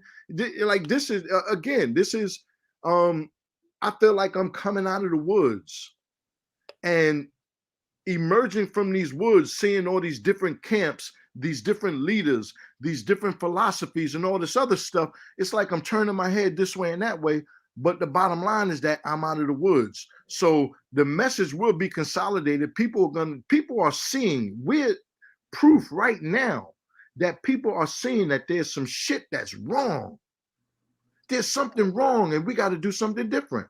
So maybe it won't change, but I got hope that we are going to get better with this in the social media space.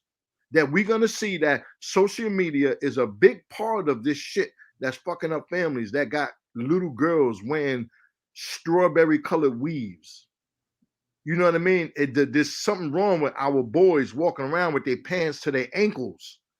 Well, Well, there's a point like yesterday, Xavier, you had the music stream, right? And I was listening, I was putting the kids to bed, and when I left, you all were said something that my wife kind of keyed off on. Remember that part where you all were saying there was certain music that that I know my dad, there were certain things that my dad didn't let us listen to on the record player, like Dolomite, Richard Pryor. You could play the record player, but certain records were off limits. We were talking about that. So if that's the case, with social media and the kids, we're talking about black people, the community, as it were, who's there to say enough is enough? No, you can't access this and that. Well, we live in the majority are coming from broken families. Well, we live in an anything goes society nowadays. There are no parameters or standards being set for people. And then you take these people, and these people have little people. And because they came from an environment where no standards or parameters were set, they don't have the ability to put these standards on the children. So, I mean, it's sort of like, it's like the copy of a copy of a copy, right? If you take an original document, you put it on a copy machine and you copy it, that copy will come out pretty close, right? Come pretty close to it. But if you take that original off and take that copy and then copy that, then keep doing that, eventually you start losing detail, you start losing color, you start losing a definition. And that's what I think we have. We got a bunch of people being copied, and they're being copied from badass copies. So they're losing definition, they're losing color, they're losing standards, they're losing parameters, they're losing guidance, counsel, understanding. You know, all that stuff is getting lost in the wash. All right. So what do we have? We end up with a society of people where anything goes. There are no rules. There are no parameters. There are no standards. There's nothing to live up to. There's nothing to aspire to. Hence my truth. But I know Bernard super chaps to read, so let me. Yeah, shout out to Adonis 1909 says social media is built off bored women, feminine man, I think you mean. Looking for excitement. Keep this in mind with everything pushed and supported by. Is that what he's trying to say? Everything pushed in mind with everything pushed and supported by them. Supported by them. All right. Thank you for the super chat. And you dropped another one. Bernard, I see you're getting results like Kevin Samuels, man. In your chat, you know, I see a little. What you talking about? I see a little love situation brewing there between Ange A and Unique 79. Oh, yeah, it'd be a few lovebirds in the chat from time to time. You and your Kevin Samuels. You said I brought Unique 79. That's a guy. I believe so. Yeah. Okay, so unique. Oh, so unique 79 and Ange A are okay. That's cool. They got the hots for each other. They shooting shots. That's fine. Unique like JB. Why you put me on blast, man? Hey, no. Ain't nothing wrong with that. No, just drop them emails. He talk about I like your hair. I'm like, goddamn. Drop the Instagram. Whatever y'all got to do to contact each other. You know. I wish you the best. Adonis 1909 back in with another one. He says, "We are the court jesters of the world. Everything we make popular is based on a rebellious, out of the norm, off the wall activity most will not do." Thank you for the super chat. And also thank you for another one. He says, "We lack real confidence as a community. My quote, confidence is integrity under pressure." Thank you for the super chats. Appreciate that. And Snuggles had a question for Supreme King Coon. She says SKC without asking any questions, because SKC will answer the question with a question. And somebody said you're talking like Jeff Goldblum today. That was funny as hell.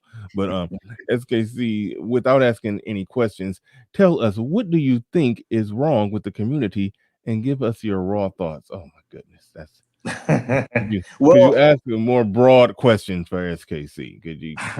Well, I think that that request is some of the problem that's wrong with the community, as it were. I think there's too many people that are telling stuff instead of asking questions and trying to get all sorts of minds to push ideas out there and to collectively come to some resolution.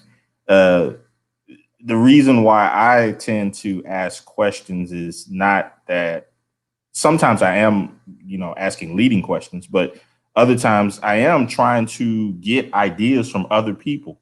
Because when I come on panels, I do not believe that I'm the smartest guy in the room. I'm genuinely looking for answers. I could be wrong. That's why a lot of times I won't state outright what is just my raw thoughts on this and that and so forth. Yeah, I can vouch for him. He's like that on the phone too, because we talk pretty often, and he's pretty much the same way, y'all. This ain't an act, y'all. I'm telling you, it's not an act. This is who this brother is. I talk to him quite frequently, and this is who he is. I mean, this is who he is. People say that thing about, oh man, what are you aiming at? What's your motive? And I'm like, no, I'm really asking the question. But in the community, particularly even in our spaces, so many are afraid to have good faith conversations that they assume that the other person is coming in with bad faith to push some sort of ideal, and it's not like that all the time. Yeah. Thank you, Snuggles. I think a lot of us just have internet and media on the brain, and sometimes we can't separate the two, and they just they get meshed in there.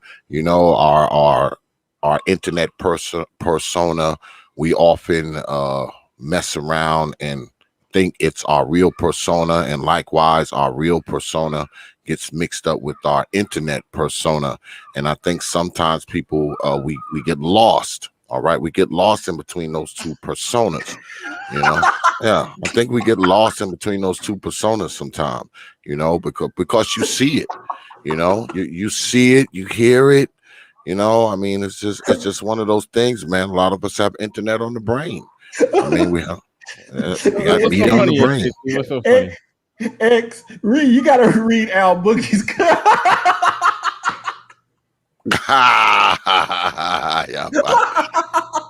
Yeah, I'm telling you, he's the same way when you talk to him on the phone, man. He's the exact same freaking way. Okay, so in other words, you're saying he's full of shit in real life too. He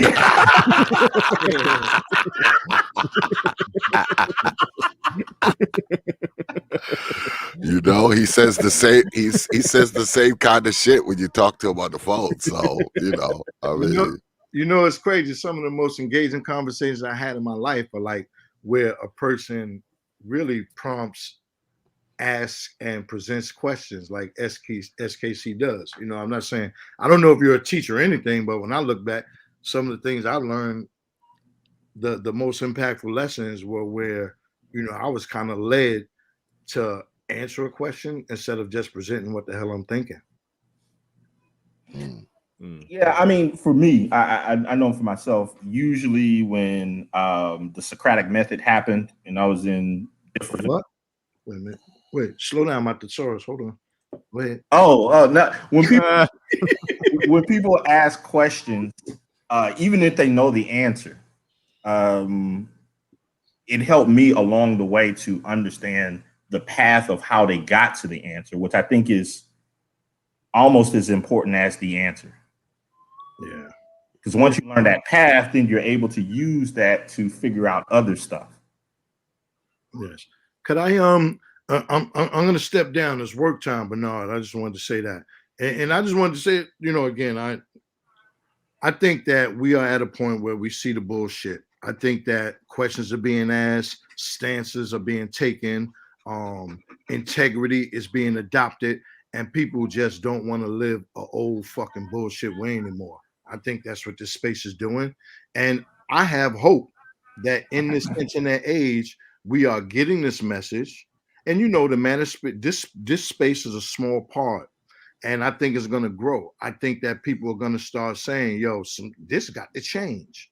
And myself not knowing what the hell the problem was as an adult Black man in America, not knowing what the problem was, and now starting to see what some of the problems are, and then just being an active participant is and leaving the bullshit alone, I think that's going to help a lot. And I think it's going to be a turning point in the social media. I think that is going to be the thing that helps us change things and show better examples and get answers and live better ways. Yeah. Agreed. And yeah, and you said you was about to get up off of here. I'm about to get up off of here and we about to wrap this thing up. JB, stick around for a second. I gotta chop it up with you off the air about something. Yeah, man. I appreciate you having me up, Brother Bernard. No peace, doubt. everybody, man. I'll see y'all brothers on the other side, man. Peace.